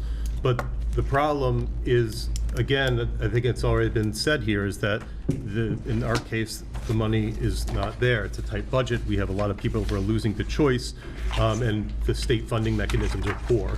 And so I wish it could be more, but I do also appreciate the work done by the mayor and the finance committee to try to make this work. And I'm hoping in future years that we are able to see better funding structures across the board, both locally and on the state level, and that when this new building is built, hopefully when we build it, they will come or not leave. So that's all. And thank you for speaking out, because it is very important to advocate for our students in our schools. Thank you. Okay, any additional questions or comments? There is a motion, a second, so all those in favor? Aye. Opposed, abstained? Motion passes. One abstention? Okay. We will move now to Section 9, the CPA, for the purpose of the fact, well, for the fact that I am the chair of the CPA, so I decided I would read that. That's on page 165 in the budget. The budget is $473,000. This is the budget that takes into account the revenue for this fiscal year and how it will be divided. Unlike other budgets, the CPA's funds roll over. They are continuous. They are not brought back like any funds in our general fund go back to free cash if they're not used. We do have over $1 million in the bank in the CPA, and this is how the money that's appropriated this year will be spent. To that end, we are required to provide 10% of that of the appropriation to each of the areas: open space, housing, and historic. We chose to use $75,000. The reason for that is, as Jamie brought up clearly, we are not clear what our final match will be this year. It may be that there is a surplus, as there was last year, and they decide to fund CPA further. If they do, we'd have to go back in and change our budget. Conservatively, we put the money at $75,000 into each of the accounts, and to be sure, we use it. If we have historic preservation or an open space project before us, we will use the money in that account first before we go to what we consider the reserve funds that we have, $228,000 in this year's budget. I want to point out that the state's match last year, the first match, was only 10%. If, cross fingers, the Senate and House agree, and they have so far, that match will go up to 30%. Nice. That's a huge increase. If we get that much more money, I believe it will make bonding a large project like Old Town Hall a lot easier fiscally. So keep your fingers crossed. Also, I wanted to point out that in the historic, you'll notice there's $275,000. The auditor felt, and the finance director, that last year we asked to put aside $200,000 for the town hall project, but it had to go into historic preservation. That fixes it there and can only be used for historic preservation projects. We had hoped it would be in the reserve account, so if that project doesn't happen, or if we needed the money, we could take it out. So this year we chose not to continue to fund, to try to save money so we can match the bonding and not have to bond the entire amount by putting it all in historic, because again, that means it has to stay there. So we did what we know as an earmark, and our committee is committed to that project. So we know there's $200,000 more that we will try to keep aside. You'll notice also that salaries for the CPA administrator, that's Jamie, we moved some money to her salary from the CPA, some more hours, because again, her line got cut in planning because other grants were over, and they funded the salary before. So CPA is funding more of the administration of the CPA, and Jamie does a great job. Okay, is there anyone from the city who would like to address this appropriation? You don't have to. Any councilors have any questions concerning the CPA? Mayor? I would just, related to city space, I think just should be noted the support that the CPA and other city departments gave to that project, I think went a long way to their recent a grant award to go right to that elevator accessibility. And I just commend that team and the Go team approach. And I wanted to make sure that was on the record. I can't remember if anyone from the public who would like to address the council. Is it probably Councilor Pete? Do you have a question? Yeah, just out of curiosity, this is the one meeting I missed. How much leeway do you guys have in terms of how you allocate across historical or open space or housing? It has to be 10% of the budget allocated each year. That's by law. Each one has to get at least 10%. We went up higher in case we got a higher match. All right, great, thanks. Does that make sense? Yeah. Additional questions on CPA? And again, I know Councilor Riss says this almost every time CPA comes up, but when we're talking about budgets and deficits, CPA is very specific that it can be only used for historic preservation, affordable housing, open space preservation. So again, it is a pot of money that cannot be sent to the schools or cannot fix potholes. And I know we say this many times, but I think it's always worth repeating. Just a minor correction. It can go to the schools, and they have a project coming forward to fix the playgrounds at Center Pepin. Right, so indirectly, but So not we can do that if there is, not just for the schools, if the public is served. Right. And that playground is open to everybody, not just the students at Center Pepin. So we have supported the schools. We did put a lot of money into a football field. I don't want to go into that too much, but we did do that, and we hope that that will continue. Football program will continue. But we do fund the schools if there is a public service, as we do any other department, like Department of Recreation, which is considered i.e. pickleball. Pickleball, yes. Somebody likes that sport. As an example. Let's pick on Joe while he's still here. All right, so anything else? Okay, so I'll entertain a motion. I move that the city vote to raise appropriate the sum of $473,000 for the various departments listed under Section 9 Community Preservation, and that the amounts listed in the mayor's printed report, unless amended, be considered specific appropriations, with the total amount to be raised and appropriated from Community Preservation Fund as recommended by the mayor and the Finance Subcommittee. Second. Okay, motion and second to approve the CPA portion of the 2020 budget. Additional questions or comment? All those in favor? Aye. Opposed, abstained, motion passes. I will now offer to, I will move the rest of the discussion to Councilor Kwasinski, who will do Public Works, Enterprise, and Human Services. Thank you, Councilor. I would like to be able to say that the Public Works budget has more money for roads. It does not. Let's be very clear about that right up front. There's only a certain amount of money that we get from the state in Chapter 90 funds, and they get expended. So I wouldn't expect any additional road repairs or road improvements beyond what we normally see. We do have a 1.89% increase in the Public Works budget. That generally is related to salaries for the most part, and it's a small increase. Everything remains almost relatively stable in each of the various departments, which I'll name. The Public Works Administration, the fuel that the city consumes, engineering department. We did add an engineer, but that was last year and now carries over to a full budget this year, so that creates a little bit of an increase where the person wasn't in for the full fiscal year the previous year. The highway department, the snow emergency budget, which is at $200,000, and we maintain at $200,000 because we're allowed to spend over that amount in an emergency basis. It's one of the few accounts that the city has that we can spend without having budgeted for. The street lights, the motor repair, the folks do an amazing job keeping our fleet regular and running.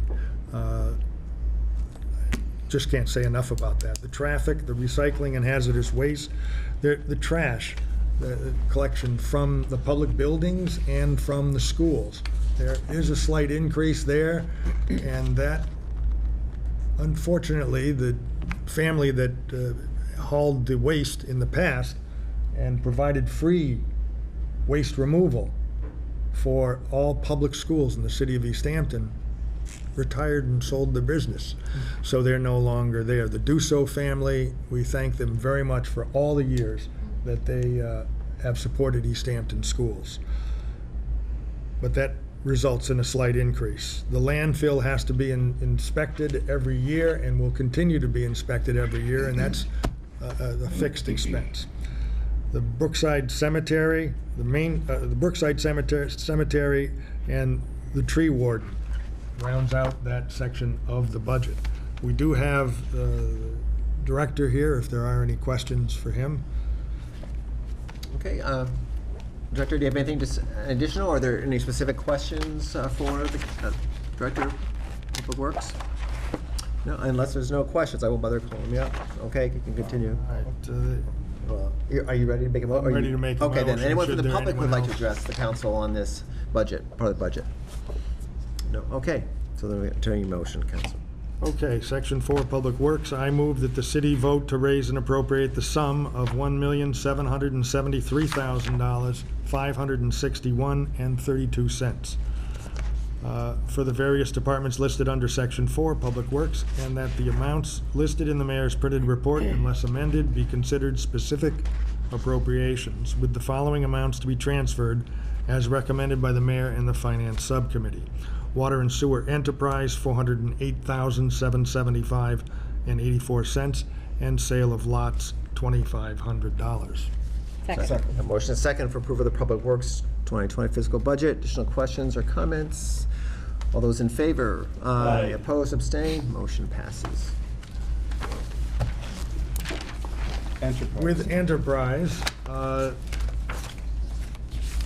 is, of course, funded not from the general fund, but from revenues derived from water and sewer charges for use. That amount has gone up 3.84% this year, and so although it didn't affect our budget from the city side, it does come out of the revenue that's generated. That includes the sewer, the wastewater treatment plant, the water that we enjoy here in Easthampton, and the Enterprise Reserve. We looked closely at every single line item here, and that is indeed a lean budget also. Any questions for Joe? Yes, any, Director, do you have anything to add to the Enterprise Fund? Councilors, anything specific to ask on Enterprise to the Director? Anyone from the public who would like to comment on this appropriation? Okay, Councilor Wazinski. Section 10 Enterprise, I move that the city vote to raise and appropriate the sum of $2,522,922 even for the various departments listed under Section 10 Enterprise, and that the amounts listed in the mayor's printed report, unless amended, be considered specific appropriations, with the following amounts to be transferred as recommended by the mayor and the Finance Subcommittee. Water and Sewer Enterprise, $2,522,922. Second. Okay, a motion is second to approve the Enterprise 2020 fiscal budget. Additional questions or comments on that? Councilor Zarrett? Yes, sir. Just looking, I just want to make sure, does this year's budget yet reflect stormwater runoff, or is that not yet involved? I don't believe. Okay. The additional increases that we'll be seeing from first stormwater runoff, it includes nothing. Okay, thank you. Except the normal amounts that we take care of any stormwater areas that need attention on a regular basis. If you're talking about the infrastructure improvements in the city, no. That is a capital expense that we will face in the future. Okay, Soon. Additional questions or comments? Okay, well, I believe we have a motion and a second, so all those in favor? Aye. Opposed, abstained, motion passes. Human Services. Human Services. That's page 129. Human Services covers various departments, the Board of Health, the Council on Aging,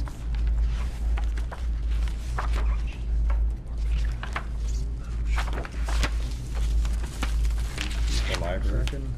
and that was in total, that section went up 1.83%. Again, salaries, if we look at the Board of Health for a moment, you'll see that there was a slight decrease.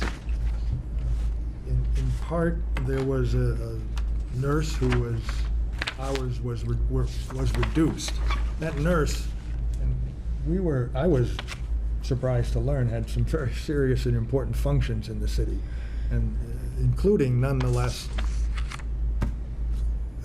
tuberculosis inspections for anyone who has acquired the disease. They have to go out and be monitored on a regular basis to be assured that the pills are taken and that the public is protected. The mayor had explained that she had hoped that that function could be served by someone who would be hired on an as-needed basis. That's a much more expensive process than having someone on staff. Hopefully we'll be okay and we won't have to expend a lot of funds in those areas. And I know the mayor had talked about looking for additional grants and for the department, and in the past I pointed out there has been grants with the department and to stay on top of this. That pretty much covers the Board of Health, the Council on Aging, and Veteran Services.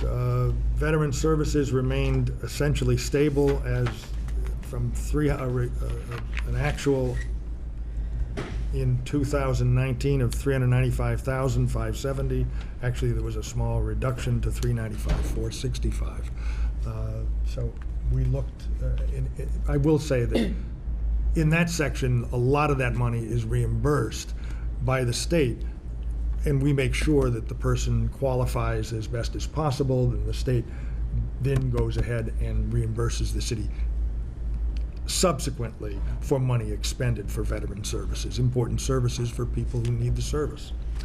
I don't think we have anyone from any of those departments, but if the mayor's here, if there are questions. Councilor Riss, you have a question? Just a comment.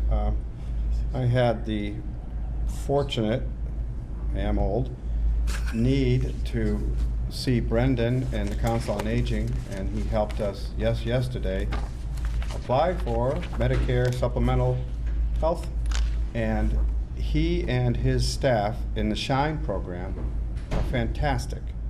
And when we went in there, the entire space on the first floor was full of senior citizens playing bingo. That Council on Aging does a fantastic job for our seniors, and Brendan, I want to compliment him because it was an easy process. He was so thorough. I just want to say the Council on Aging that the city of Easthampton has is a feather in our cap, and we should be very grateful that we have that Council on Aging. They do a great job. Is there anyone from the city who would like to comment on the appropriations for this part of the Human Services? We lost the city. Anyone from the public who would like to comment on this appropriation? Does that cover all the Human Services, Councilor Kuzinski? Okay, I entertain a motion. I move the city vote to raise and appropriate the sum of $644,815.44 for the various departments listed under Section 5, Human Services, and that the amounts listed in the mayor's printed report, unless amended, be considered specific appropriations as recommended by the mayor and the Finance Subcommittee. Second. Okay, motion second to approve the fiscal 2020 Human Service budget. Additional questions or comments? All those in favor? Aye. Opposed? Abstained? Motion passes. Mr. President, I now offer Councilor Lynch will now do the last three areas of the budget: culture and recreation, debt, and unclassified. All right. Thank you. Thank you. Culture and recreation. This is just the library and parks and rec. The total for the entire department requested was $743,416, and it was cut or sent to us at $577,311.25. Reason being is when the library submits their budget, they submit it for what they truly need. They submitted the budget for $378,665, and we're given $213,466. They like us to see what it truly costs to run that, and I'm grateful that they do that because it's eye-opening to see how much it is, and we heard earlier all the benefits that they bring to the community and everything else that they do. You know, I think I'd like to actively work with them, you know, to see if we can find different ways to help raise money, fundraise, and everything else in the community to help support them in other ways. But that was the biggest shortfall between the two. Parks and Rec, really, he asked for $125,569, got $124,663. It is an increase over last year. Really, it's minimal increase, salaries and everything else. I don't really think it was too bad off on the Parks and Recs. So if I have any questions. Okay, anyone from the city would like to comment on the Library, Public Parks and Rec, or anyone from the public who would like to comment on either of these budgets? This is a big opportunity. Okay, I'll entertain a motion. Counselor. Section 6, Cultural and Recreation. I move that the city vote to raise and appropriate the sum of $577,311.25 for the various departments listed under Section 6, Cultural and Recreation, and that the amounts listed in the mayor's printed report, unless amended, be considered specific appropriations with the following amount to be transferred as recommended by the mayor's and the finance subcommittee. The Emily Williston Library donation account of $10,000. Second. A motion and a second to approve the cultural recreation of the fiscal 2020 budget. Additional questions or comments? All those in favor? Aye. Opposed, abstain, motion passes. All right. Section 7, Debt and Interest. Nothing was cut from this. Really, nothing can be cut from this. We're not going to pay our debt. We're not going to pay any debt or interest. So, Have them come after us. the obvious. See how your bond rating goes. What are they going to do? Arrest us all? No. The take budget the obviously shades. has gone up from last year of $2,332,671 to this year's $6,725,512, and that's the school. We bonded for the plan designs and everything else, so it's pretty cut and dry. I think. Questions? Okay, Mayor, any comments on the debt and interest, or is that pretty straightforward? Okay, anyone from the public would like to address the council on this part of the budget? Okay, Councilor Lynch.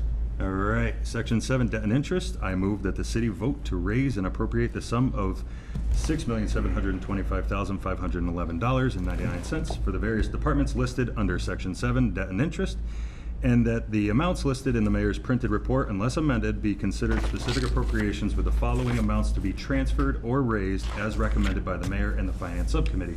Water and sewer enterprise, $510,828.23, and debt exclusion taxation to be reduced by reserves for, what is it? Amortization? Amortization. It's a new one for me. $3,310,000. Second. Okay, is there a second? Oh, second. Second. Okay, motion is second. Oh, did Omar? Seconded. Okay. Oh, No, you didn't hear him over there. oh, okay. Okay. Okay, Over the all those in favor? Aye. Aye. Opposed, abstained, motion For a loop passes. there. Guess we'll pay our debt. Section 8, unclassified. It's the employee benefits, page 156.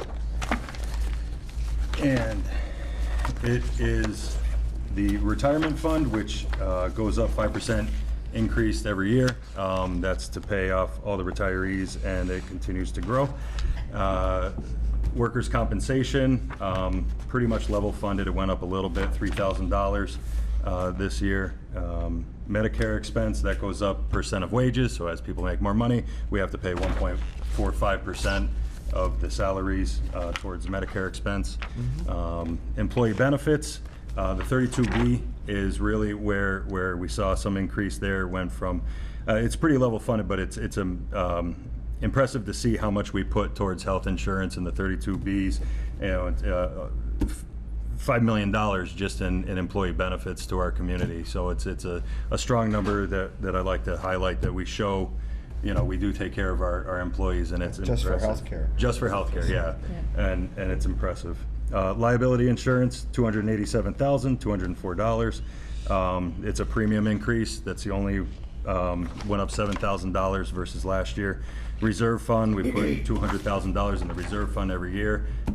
That's standard. It stayed the same at $200,000. And then unemployment, we raised the budget $25,000 this year, and in anticipation for possible layoffs or unemployment claims that may come in this year. And then that was it on that section, Section 8. Any questions? Anyone from the government, city, or the public like to address the council on this part of the budget? Okay, Councilor Reyes, entertain a motion. I mean, Councilor Lynch, I'll do it. Please. Section 8, unclassified employee benefits. I move that the city vote to raise and appropriate the sum of $9,222,000 $130.72 for the various departments listed under Section 8 Employee Benefits, and that the amounts listed in the mayor's printed report was amended to be considered specific appropriations with the following amounts to be transferred as recommended by the mayor and the finance subcommittee. Water sewer enterprise, $605,255.73. Second. Okay, motion is second to approve the unclassified fiscal 2020 budget. Additional questions or comments? All those in favor? Aye. Opposed, abstained, motion passes. Mr. President, I move the public hearings be closed. Second. Motion second to close public hearings. All those in favor? Aye. Opposed, abstained, motion passes. I think we said we'd come back to the mayor for mayor communications. Do we have to? Oh, ouch.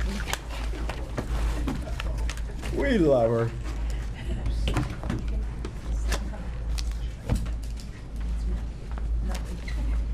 Dropped your pen. Do you need your pen? Good evening, and thank you for indulging me at a later hour than normal on Mayor Communications. I want to, as we're heading into a less concentrated City Council period of the year, to just give some updates to major projects and what we've seen over the last fiscal year. I will be efficient. Brief is up to the listener, but I will be efficient. Huh? We have faith in you. Thank you. I have faith in you. Okay. So one, I just want to quickly say something about the budget discussions, and it was actually the comments by Councilor Lynch around the library and the budget. I'm not sure the past practices of other administrations, because I wasn't a part of those conversations. But I heartily encouraged, starting last year, and did a little even more this year, to have each department that you considered in this budget to be very open about what they needed and wanted, and just short of doing a vision of a budget, but like, what does it look like to move the needle in education or the library? In this particular budget, and I feel like I need to be pointed out with the library in particular, there are other costs. I think that section of the budget is misleading because the library is not fully a department, but there is a clear link. And the library board and executive director have really upped the game as far as capital campaigns and new funding for the library on their side. Our budget structure did not align the FTEs that we wanted to put through, like, so everyone knew what the city employees were. So you look at the budget of the library, and it doesn't really reflect staff and what they've had to do with their staff to continue a high level of service, and that was a little bit of the case in others.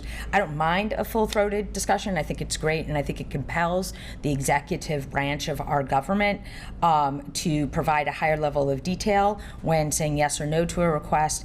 As well, there's clear public accountability and not a second opportunity for rumor.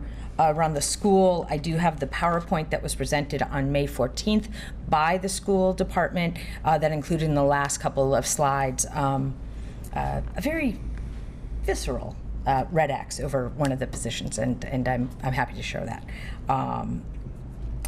That said, I'd like to acknowledge also around the girls softball team and program, Chief Motter, who has been coaching and is dedicated to the city's youth sports, but in particular the girls softball. And I remember, right upon taking office, that his commitment to, in particular, girls sports and Title IX, and how he was really concerned about us doing the best we can for girls sports, and taking a look at that over the years. And so I would congratulate Coach Gomez, but also would want to recognize Chief Motter. Also on DPW, there's never enough money for roads. I think we've all heard the numbers of what it is or wasn't there. I would like to commend Director Pipchinsky, as well as his sub-department, for squeezing the pennies and finding some extra money to pave, especially around East Street, and address some of our worst roads, and continue to do that. That was a wonderful kind of end of the year cherry on top, and certainly hope that we will see some additional one-time Chapter 90 money, because there's a surplus, and that's aggravating because it's hard to budget for something you don't know you're going to get. Wage theft ordinance, I would just like to briefly comment on a topic that I feel is incredibly important in a discussion we need to have. I see it eminently connected to sustainable local economy, and really supporting the working and middle class of our city, and really our area. The critical conversation we have to have is really a part for me and what I've laid out in my goals, as this is where we have to walk the talk. So if we're going to be business ready, if we are going to be supportive of our residents and those who want to do business within our city, we need to look at fair pay and equality, and not an undue burden. And I've heard, this is going to drive business out and this is going to do this. The bottom line is wage theft is basically a contractor in bad faith interacting with our city and not making more or less money, but actually stealing somebody's hard-earned wage. And I would just, and at that, we'll leave it to the legislative of process, and certainly commend members on this council, Councilor Zeret and Lisa Clausen and Jared Grant from the Carpenters. Great conversation. I look forward to how that goes forward. Next. Okay. I wanted to follow up on an initiative from the council and the promise I made around gun violence and what it does to the community in the whole and in our nation. If you remember back to that subcommittee conversation, we had a young man, Julian, who was stunned by those, it all of a sudden got real for him at age 7, and heartbreaking conversation, but fantastic to see somebody so young participate in our government.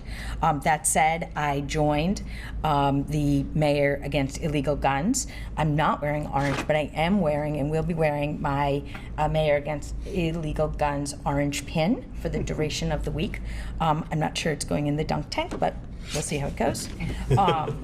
That said, I would also like to offer and memorialize the recognition of the National Gun Violence Awareness Day, and that June 2nd was National Gun Violence Awareness Day in the Commonwealth of Massachusetts and the city of Easthampton, to honor and remember all victims and survivors of gun violence, and to declare that we as a country must do more to reduce gun violence.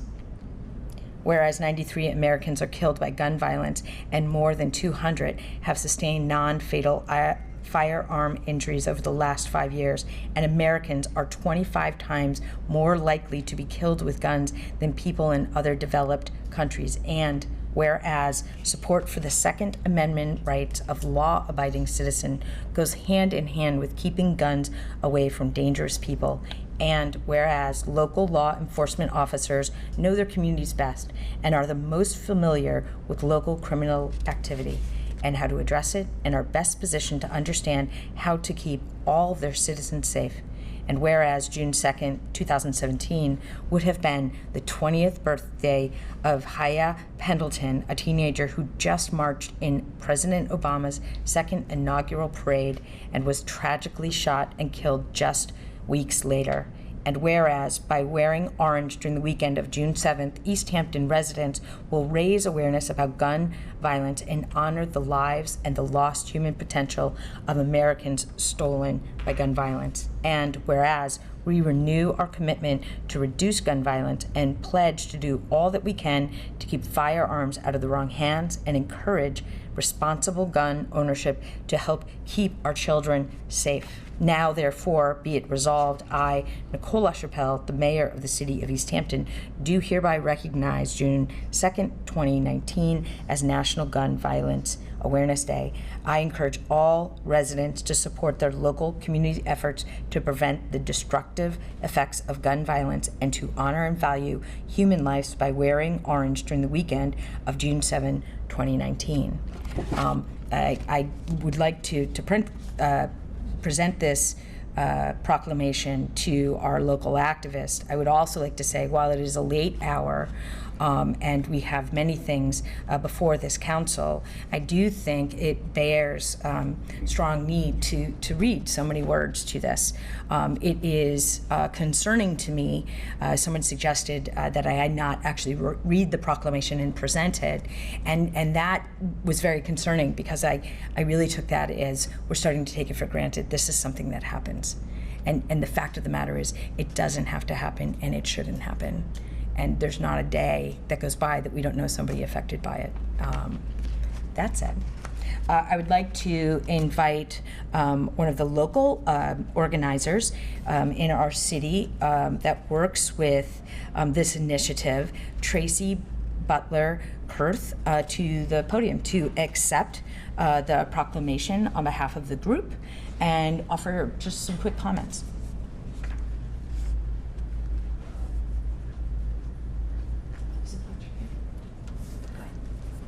I just want to say thank you for all the work that you have done on this, and yourself and Chief Alberti, if he was still here, to have the resolution and proclamation go through.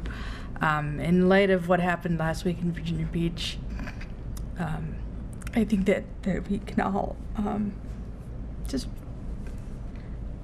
take how appropriate it is. We should be safe in our work, at what you do. And that we should be able to enjoy our freedoms as Americans. And part of that is knowing that we're safe. And this is what this is about. It's about gun safety and smart use. So, thank you. Tracy, how can I get a t-shirt? I'd love to wear it on Saturday. Are they for sale or anything? You know? I'm gonna have to get back to you on that. I've had mine for such a long time now that I can't. Are they available online? Do you know? They're available online on. Well, I am gonna try and FedEx. get one for Saturday. Yeah. So. Seriously, we all should wear orange. Thank you. Thank you. Thank you. Around public safety, we accommodation to DPW, Park and Rec, and the Health Department to agreeing to participate in the Executive Office of Public Health and Safety. They are doing a Buckle Up Safety Challenge. You'll see these over the years. So that said, they will be putting removable stickers on DPW, Park and Rec, and Health vehicles. There are 28 of them. The pot is sweetened a little bit in that every sticker that goes on our vehicles for at least a month, we get $50 for participating, and a departmental pin money is always nice. So I would just give that as a point of information. Quickly, I attended 2 conferences. One was the Mass Municipal Conference down in Cape Cod and Chatham. I point this out, one of the main focus was communication, crisis communication. That goes part and parcel with an initiative that I will spend more time on over the summer with my interns around a communication plan that provides consistent flow of information with integrity and fidelity, especially in times of crisis. That folks know what the reliable city information is, and what they can get and when they can expect it, and also be proactive. So it's not like a big blast of a crisis and there's something ongoing. The second one I went to was one I attended also last year, the Mayor's Conference on Innovation, sponsored by the Kauffman Foundation. I mentioned this. because I made a commitment as a mayor of Easthampton to produce a dynamic resource mapping of resources and tools for startups, entrepreneurs, sustainable local economies based on who we are as in Easthampton. That commitment comes with technical support and grant opportunities from not only the Kauffman Foundation, but also the National League of Cities. I will connect this quickly to our art visioning process in a later part of my presentation here. But you'll start to hear some buzz around that, and we'll get information about what you're in the short of it. You're going from a business directory to actually a tool that is dynamic and flowing and takes into non-traditional thought of entrepreneurship, like the Etsy knitting shop or something like that values all opportunity and talent. And by recognizing all talent, the opportunity barriers continue to go down so everybody gets to try, because then we all do better. The cultural chaos, I will note that the theme and overarching focus is joy. That started at the local and a wonderful memorial art exhibit in the honor of Denise Herzog. And there'll be a lot of joy-based activities. I think the dunk tank is a 50-50, but there'll be aerial artists, so I wanted to mention that. I will be at the dunk tank at 1:30. And I would expect by the time my fellow counselors get up, people's aims will be very good.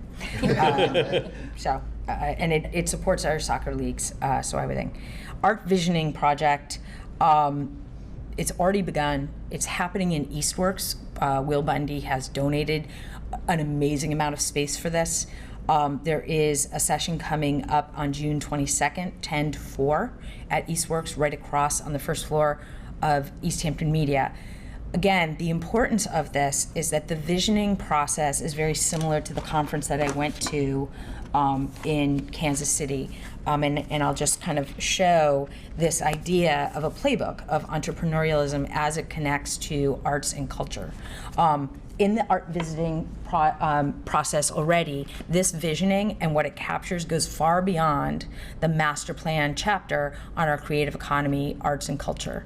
That in this session, people are actively working on these massive boards. If you remember Civics Academy, so just imagine those boards only spread against, let me just say, 8,000 square feet in a factory with all sorts of interactive things. And it concerns and it really touches upon every part of our community. I mean, even if you're not an arts person, please stop by and input. You don't have to stay for the whole day. And what you'll see in that room started 3 sessions ago, and it's a rolling art living exhibit and place to actually contribute something. And you get to use stickers and markers and string and all sorts of things. So I really have to give a shout out to Pasqualina as our arts coordinator, Sita Magnuson from Depict, to really being unafraid to push and really going back and forth. This is a very innovative, amazing process. The information we have is beyond. We're hoping that the space will be available through September, so it can be a standing exhibit, and there'll be some hours and people can go visit the end product. If you would like to hear more about that, easthamptonfutures.org maps the process, and you can check on what's going on. Along with that, Downtown Strategic Planning Grant, that also has its own website now, which is plandowntown-easthampton.com. We have public workshops coming up 6 to 8 p.m. June 19th at the Pepin School, and 9:30 a.m. to 11:30 a.m.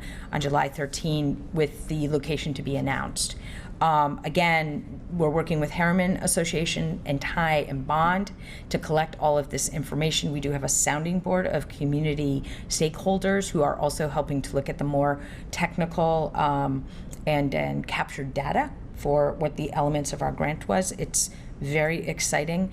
I would please, consider going to one, if not both sessions, and take a look at the website to see what's going on and what their thoughts are. It's very incorporative of all of our planning efforts, whether it's Complete Streets or the TIP project on Union Street, or the reuse of the schools. It really sets the city up for a nice couple of layups for sport.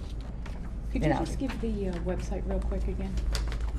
plandowntown-easthampton.com. Thank you. Oh, and it's on there. It's on that paper. Sure. Will those be all right. on the website of Easthampton? Yeah. So we'll start posting that on the sidebar of the landing page. They're not there yet. The planning department is pushing out.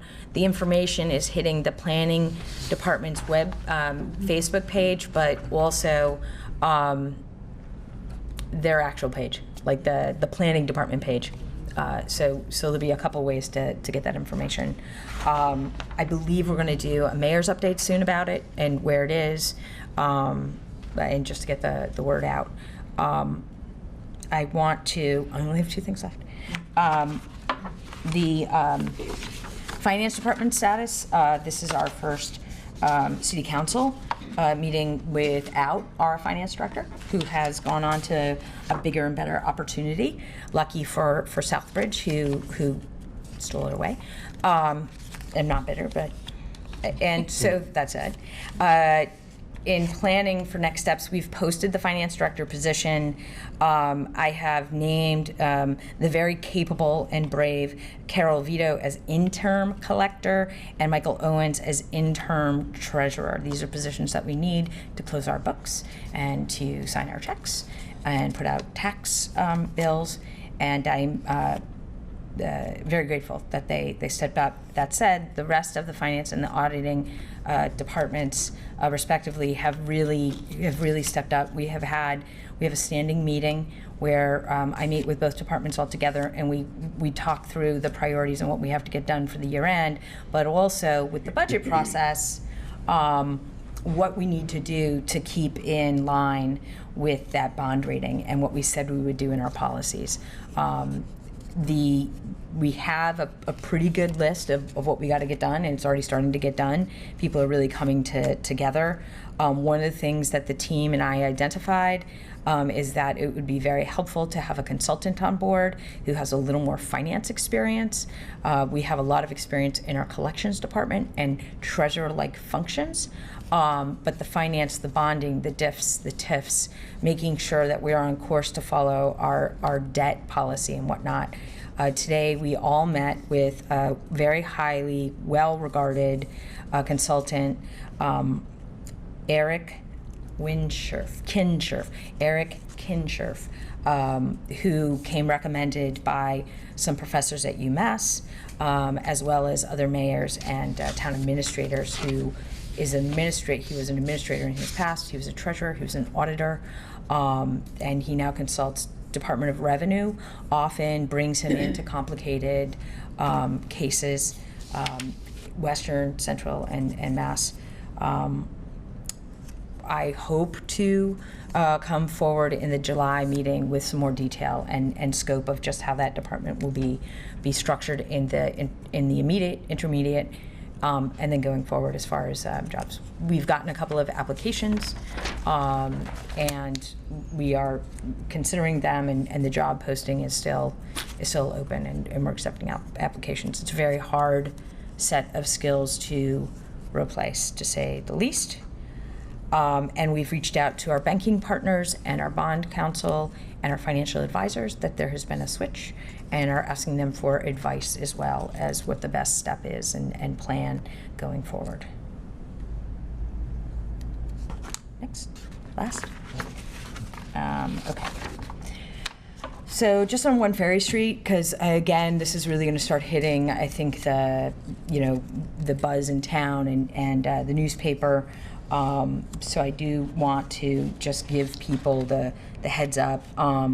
So one, the work you'll see at that site, especially, and thank you for the help on the pole relocation and the zero lot line, is public. We're spending public dollars now. So we're looking at the reconstruction of Ferry Street, Love Field Road, and the Pleasant Street intersection with a new roundabout. We're looking at the repavement of Ferry Street, construction of a mixed-use path for pedestrians and bicycle, construction of a new bike path spur to connect the existing bike path in another place to Ferry Street, construction of new walls to allow for the new bike path spur parking and new development to occur, construction of new public parking adjacent to the new bike path spur and along Lovefield Road, and construction of new site improvements, planting, sidewalk, curbing, street lighting, railing, guardrail to improve the area all around. So that's what our MassWorks money is going to, and we're moving along with that. The designs are really coming along. We have completed the MEPA, Massachusetts Environmental Protection, I don't know, what's it, Association? Act? Yeah. Really difficult environmental regulations that are important to our water. How's that? And we've gotten the letter that clears and the certificate has been granted for the project. Mass Historic, as well as our local historic committee, has also approved the project in writing. With the MassWorks money, we have executed the contract and have begun design-related expenditures, which means we'll start to get that grant reimbursement in. The duration of the MassWorks project, as it's currently scheduled, will be April 2019 to June 2021, and that's the expenditure of public dollars. The power to Building 1 is well underway. And that's important because it gets tenants in sooner rather than later for the developer, and we see activity on the site. And we're going through the process with the city attorney to review that easement. I'll just quickly say to the easements, reciprocal, and as it relates to parking, it's something that we're all very well aware of, and I think that there's further clarification, not just on this project for easement, and what that easement actually means and doesn't mean in signage, but it will also be helpful for the entire Mill District, which I think we all agree is parking is going to get more and more contentious. We also have executed a contract with McMahon Associates to complete the design work and prepare the bid documents. We are hoping to release bids in July, later in July, and it will depend on really attorneys. So. We've already started some of the utility and site inspections. Big kudos to Verizon and Eversource for being so helpful in that. The zoning amendment, I would just note on zero light line, I think it's very important that this zoning amendment does not consider or allow significant new development to occur, that the integrity of the Mill District stays in place, and it's very clear in the technical language there that this is not the place Marriott is putting a courtyard. Okay. Just letting people know. And then something that we're working on just as a financial. So we are working with the developers team, and they are crunching their final numbers to put together the financial package for the second part of the diff. So we have the district, and then we have the plan that they need to provide so we can figure out the delta change from we've established what the value is now of the property and what it will be as the project goes forward, and then to create the diff financial incentive. Just to quickly go over those numbers, we're looking at a $1.5 million commitment to a diff if the values and timing is correct over 20 years. And not going longer than that term. This is the difference and the prior commitment and longstanding commitment on the city's part to make up the difference between our ask on MassWorks of $4.1 million. We received $3.510 million, and that $1.5 million in a tax incentive, the diff, fills the gap. And we've always expected that would happen. Melissa and I had a long conversation as well with our financial advisors if that was a doable number. We feel it is. We are not obligated to that number if the actual financials of the plan don't meet that criteria. That's not a locked number, regardless of what they decide to do. We are going back and forth and working together and have just brought in the Affordable Housing Partnership to have a more substantive conversation about the type of housing that will go into One Ferry and what the market now is bearing out just in the last 2 financial quarters. I don't think I have to say, but I'm going to say after wage theft, I mean, those are jobs. Those are local jobs. I mean, amazing that we have a school project and something like One Ferry and 19 Cottage and River Valley Market, knock on it, coming into our city as we are looking at recessionary behavior in fiscal 21 and 22. It's fantastic. And the TIF agreement, I think we're still in we're still in conversation. The TIF really makes sense on the back end and second phase of this project, and it will be hard to determine what, if any, is needed. The important thing of the TIF, and I just want to put it out there so it's not a surprise, a TIF is really crucial for this project because it opens the developer to abandoned building tax credits. And that could be in that second phase. That's super important because we've got those buildings on the other side of the canal that are really, really compromised, and we're going to need some help one way or another. So that's the TIF conversation that will come down the road. The other thing that we're looking at in consideration of figuring out our tax revenue and what we are able to give this director, this developer, and any developer who's making this investment is called a 121 corporation. It's a state tool. It goes through the Department of Economic Development and Housing, and basically is a negotiated agreement between a developer and a city on what their known tax payments will be, not forgiveness, tax payments will be over a 10 or 15 year. And that is a tool that you might see come, it has a city council proportion, and it might come forward. I would expect it to come forward more towards regular session in the fall because it's complicated and involves the state, but don't be surprised if you hear it, and I'll certainly will get you information as soon as possible on that. The other thing I will mention that might come to the attention of this council sooner rather than later, we are getting very close to determining what land we'll need for the roundabout at the school project. And that will involve property as well as a city council in consideration. Our timeline on that is somewhat tight. It's gotten a little looser because the bid documents for the school will go out later than we expected, but it will not compromise the cost of the school. It's not going to drive anything up. But we have some city conversations to have around how we're going to get that roundabout done. And the estimates right now look really doable. So we want to get that in the bid document to see if we have that money as an alternate. I'm done. Absent questions. Any questions for the mayor? Couple things. The first, just to seize on that last statement about the bid for the school. You said it wasn't change the cost, it changed the proposed timeline at all. The timeline, so the timeline for the school bid, we were hoping to go out for bids on around August 29th. And there are just a couple of hiccups. One of them was land control and the amount of time it took us to go back and forth with the state to prove we actually had access as it existed to the schools. So that pushed us back. We're looking at maybe bid going out, I think, in October. Again, Allison or Dr. Leclerc has this timeline that is being revised and we will get it, but we're looking at fall. What that will do and allow the committee to reconsider is when students actually start using the building.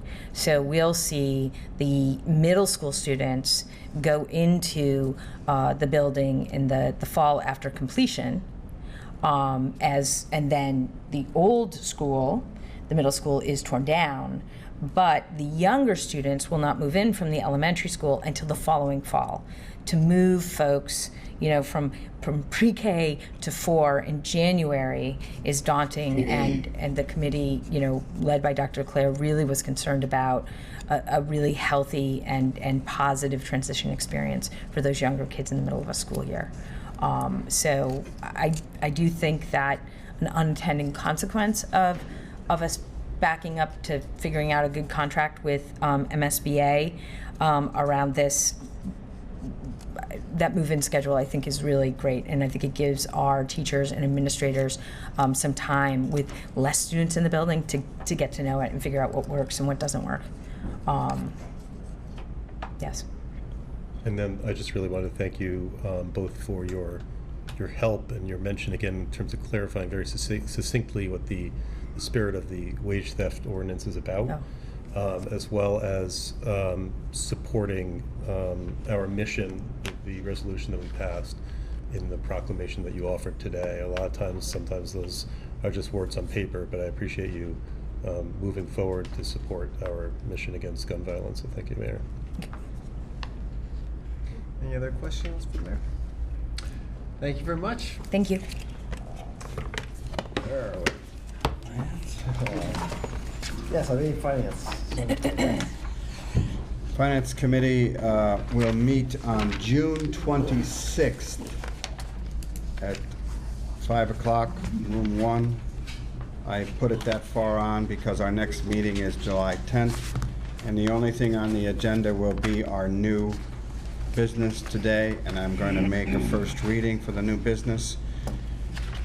We have an interdepartmental transfer. Request is hereby made for approval of following appropriation. The amount requested is $15,000 to be transferred from the reserve fund, $15,000 to be transferred to the school, $7,000 to the city, $8,000 for the following purpose: to supplement the Medicare budget. I move that this be sent to the Finance Committee for review. Second. Okay, motion and second to move the interdepartmental transfer $15,000 from Medicare budget to finance. Additional questions or comments? All those in favor? Aye.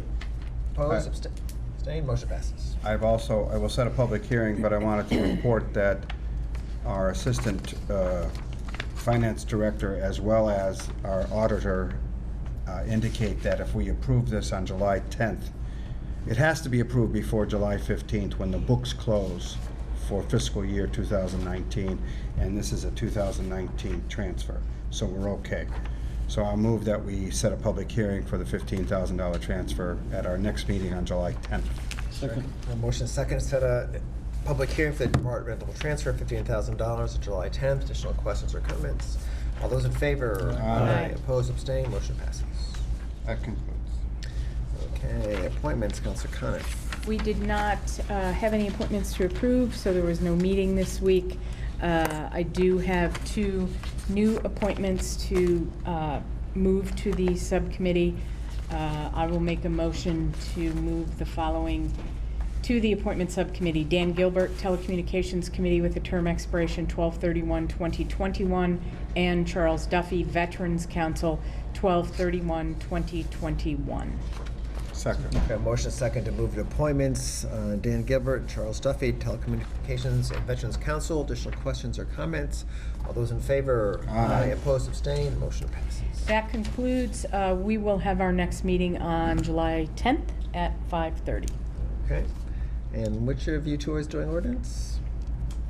Oh, okay. A couple of things. The first is that we received a opinion from the city solicitor regarding the Welcoming Community Trust Ordinance, and everything seems to be in order there. The subcommittee was basically waiting for that, had voted affirmatively to set a public hearing once we received that. So I would like to set a public hearing for our next meeting, which is July 10th, correct? So July 10th. Making a motion for that. Thank you. Motion second to set a public hearing on July 10th related to the Welcoming City Ordinance. Additional questions or comments? Councilor Rist. May that opinion be sent to all the councilors, please? It can be. I would like to first meet with the mayor. There are some policy decisions that the lawyer has recommended, so she has asked that we not disseminate it until we settle those. You're settling them in committee? No, she wants, it's up to her to make some changes. And she wanted to just talk about it. So Councilor Gomez and I are meeting with her on Monday. And then we will make it public. Or we can have the mayor We have a motion on Yeah, I think there are some given the scope of the conversation, which I think will ensue and should ensue around this ordinance, I would like at least proposed language and have a chance to address some of the policy. So when it is discussed in subcommittee, there's a language and it points out, it's a compare and contrast.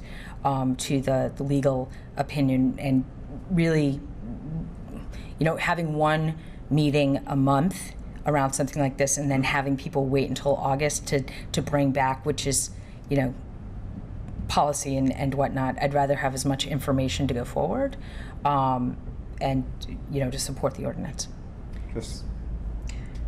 I was just going to say, so is it your wish then until those, can we disseminate it to this group?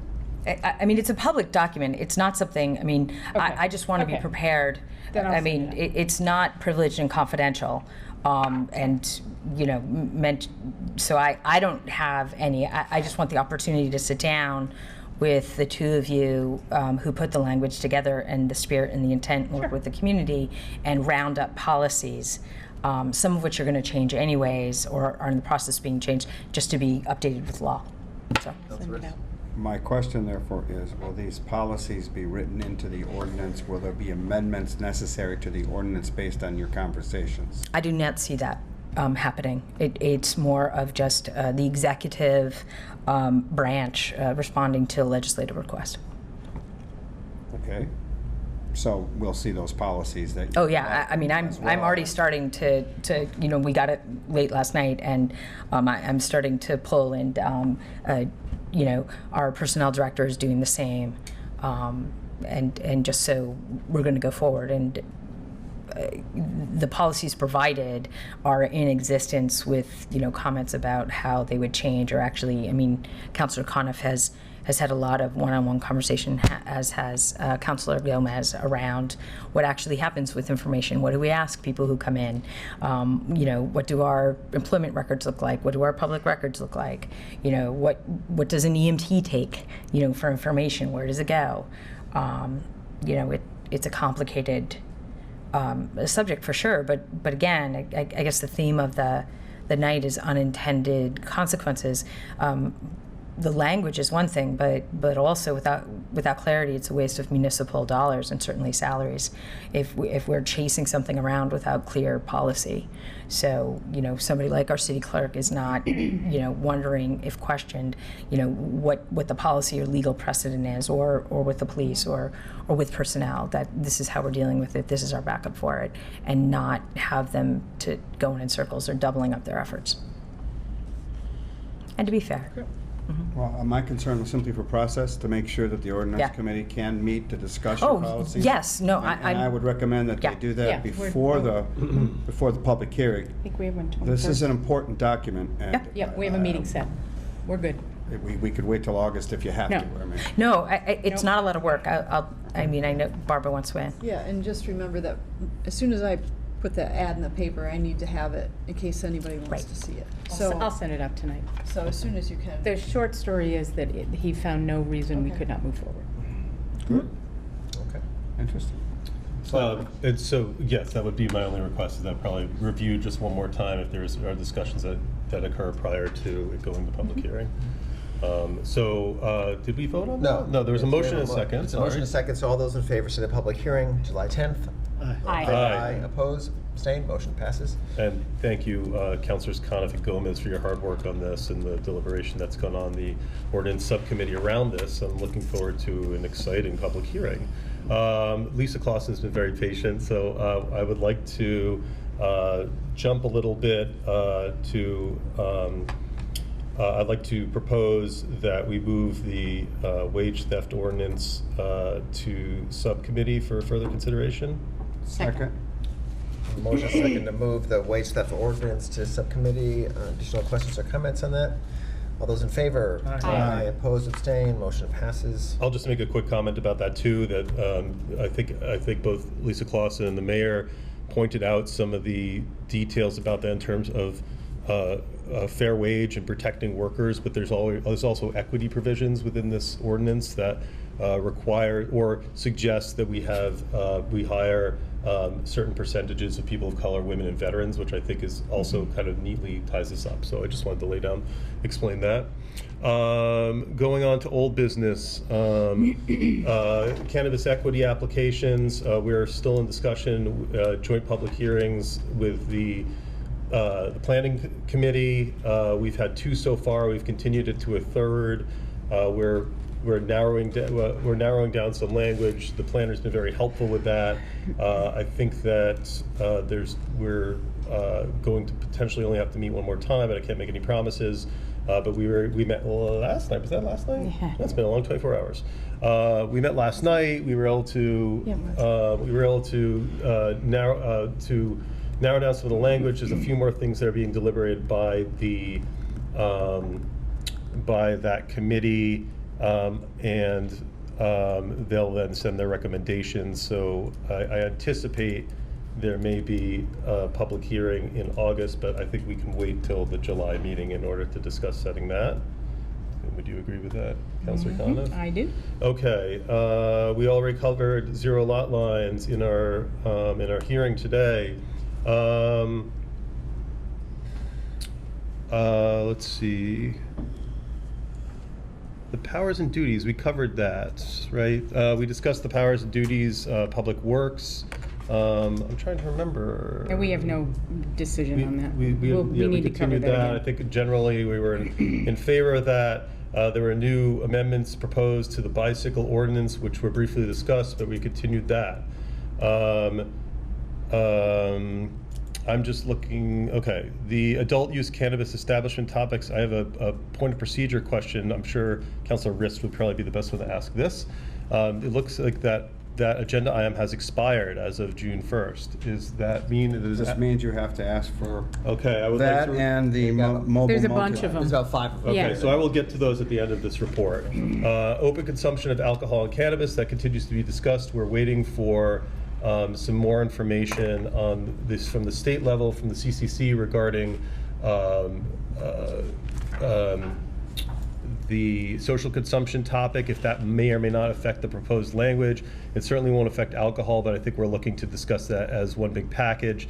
Also, I realize that there are potentially some discrepancies in terms of the open container alcohol ordinance at the city level, as well as the Park and Recs policies, and I'm trying to reconcile the language there to make sure that everything meshes appropriately in terms of what they allow in the parks and don't. The mobile multi-passenger bike serving alcohol, I'd like to make a few comments on this, as I think it's in the public's interest. So unlike you. I know. I'd like to clarify a few things for the record. This vehicle, first of all, because I've received some questions from constituents and there's been questions on social media, this vehicle has no implicit permit to use our streets, public ways, or bike path. There is no permit that exists. We do not have any sort of ordinance that covers a mobile multi-passenger bike serving alcohol. The crux of the issue and the request for review is certainly poignant here, because we do not know what kind of vehicle this actually is. This is an ongoing discussion, a topic that I've brought up in the meetings and that we've been deliberating. And I've been trying to determine from the owner of the vehicle, is this a bicycle? Is this a motorized vehicle? Is it a electric assisted bike?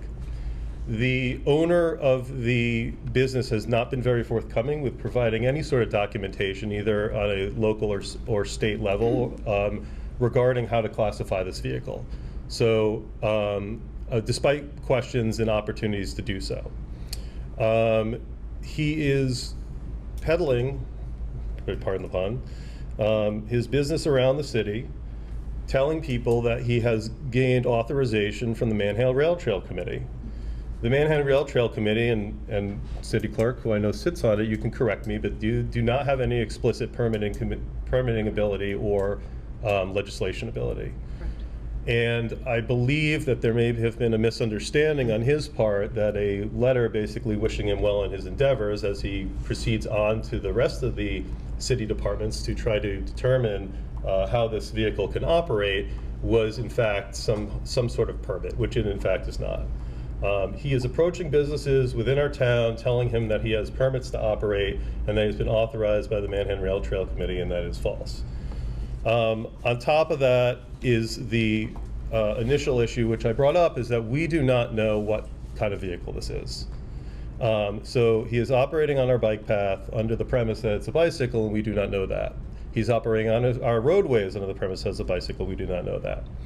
So as every single day goes by that we're allowing this vehicle to operate, we potentially have a vehicle operating on our bike path and our public ways that may be opening the city to liability, as well as directly violating our ordinance and local laws.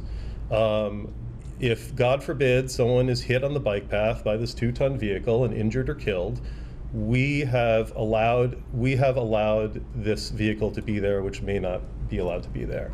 If they are struck and injured on a road and they're not technically allowed to be on a road, we have implicitly allowed this. We have gone around in subcommittee asking questions, and we haven't really reached any definitive conclusions.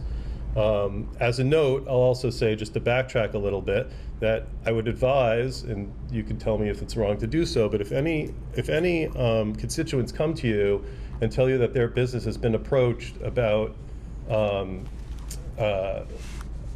making any arrangements with this business under the guise that they have a permit from the city, they do not have any sort of permit for the city. So I just want to make that clear, and they're on their own in that aspect.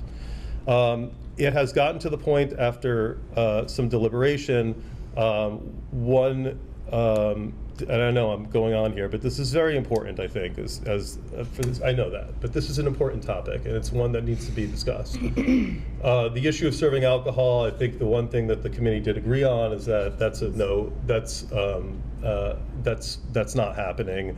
There is nothing in place to allow them implicitly to get any sort of license to serve alcohol, and they're operating on the public way, and we have an open container license. We have an open container law. It got to the point where I took it on myself, and for the sake of transparency, that I wrote a very long letter to President McCoy, and I'm happy to share that with any of you, asking for a solicitor opinion on this vehicle and how it's classified, so we can determine if it is allowed on our public ways or not, which I would assume would be the part of the review part of the request for review.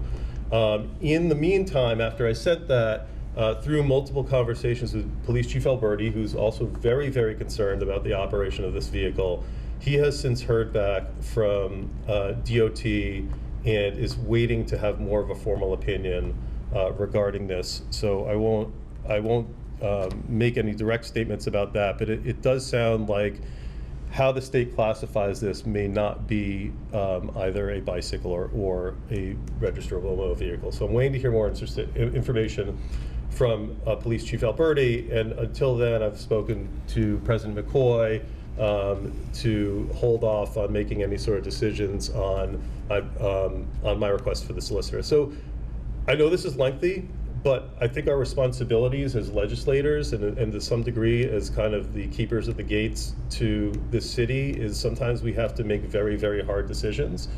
I think that this is a very interesting business. I think it's completely unique. I'd love to see it succeed, but I can't say that it can succeed if it runs countercurrent to the current laws we have in the public safety of our city. Councilor Cohen.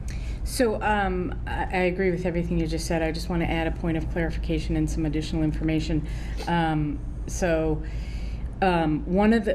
we did talk to him, he will be, if you've read Mass Live, he will be starting his tours this weekend. As I told him, that was a bold move considering we hadn't really aligned on anything yet. But the kicker here is that we don't have any ordinances in place to prevent this. So what we as a committee have opted to do is let this go for the summer and see what he can't serve alcohol on it. And since we can't prevent him from doing it, we want him to come back in the fall when we are back into our legislative session full time. And we're going to get some data on what occurred. With that data, that's going to drive us in designing an ordinance. We don't have anything to design right now because we don't know what it is going to be. So we don't know what we'd be ordinancing around. But we thought we'd get a little more data over the summer. We're not even letting him. It's just that we can't prevent him from doing it. So he's going to do it over the summer. No alcohol on it. and I think he's already started some yoga things at Mill 180. But once we have additional information, we are going to take that along with the decision around whether this is a bike or not a bike, and how that informs our decision around an ordinance. All of that, we're probably just a couple of months away from getting the information, and we're going to be watching him very closely this summer. And we're going to have to, all the stuff Owen was talking about with getting on the street, that is implicitly not legal to drive this on the street. So the police chief has indicated that if he sees that, he'll put a stop to it. So he's not going to be driving on the street. He's just going to have to, he's not going to drive around town. We told him he would probably get into a crash, that he can't drive around town. He can drive on the bike path. Have you seen him on streets? No, I was just going to question. I know that we discussed bicycles and an ordinance for bicycles and allowing bicycles to essentially make left turns, He's not a bike. Go in the middle of the road. So if it is classified as a bicycle, then And that's all. That's what we need. yeah, I don't know how you would prevent him from operating a bike, if it's a bicycle, from operating a bicycle on the street. With regard to the bike path, however, there are dimensional requirements, I think, that we might be able to look at. Yep. And I don't know how big the vehicle is, but I've heard from some constituents who have questioned whether or not it makes sense to have other bicycles or bicycles on the path going in this direction or that direction while this big piece of equipment of some sort is in the path and traveling or standing stationary. So that concerns me a lot, and I think Us as well.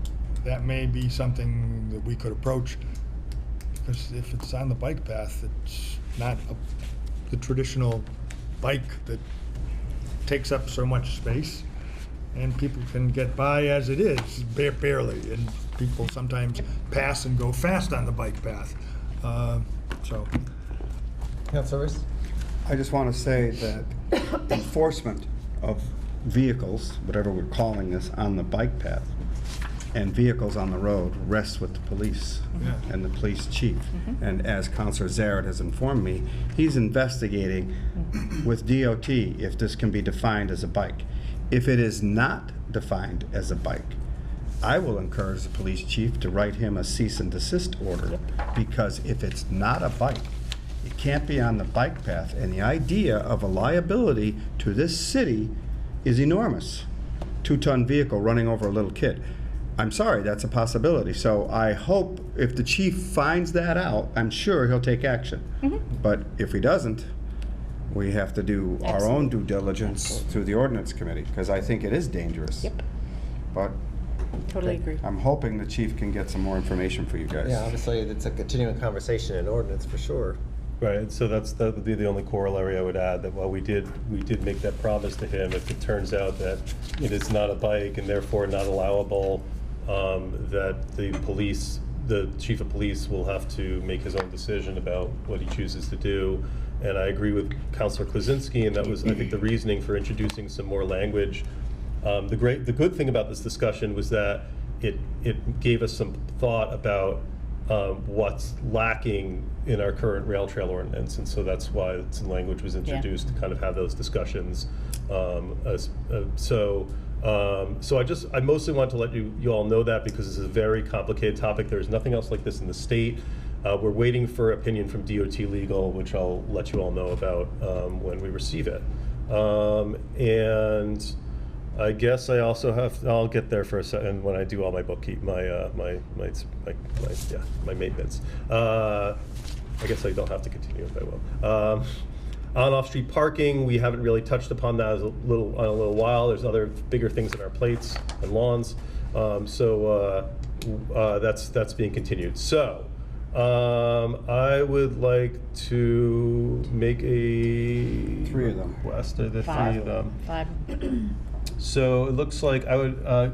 May I request these extensions for a group? Yeah. Okay. Sure. And maybe being summer, maybe 90 days even. Yeah. Okay. So I would like to request 90-day extensions to the following agenda items in ordinance: cannabis equity applicants, The welcoming trust ordinance, just in case, I don't think that that's going to be an issue, but Oh, yeah, because we don't meet till July 10th. adult, zero lot lines already discussed. Adult use cannabis establishments, mobile multi-passenger bikes serving alcohol, and I think that's it for now. We could probably address these other ones. Yeah, I think that was it. That's Okay, it. so that is a motion. Second. A motion second for a 90-day extension on the I think, believe 4 topics just mentioned by Councilor Zaret.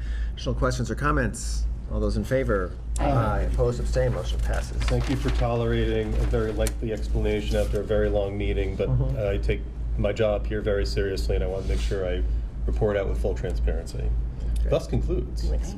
Property, Councilor Kwasinski. Thank you. Tick-tock.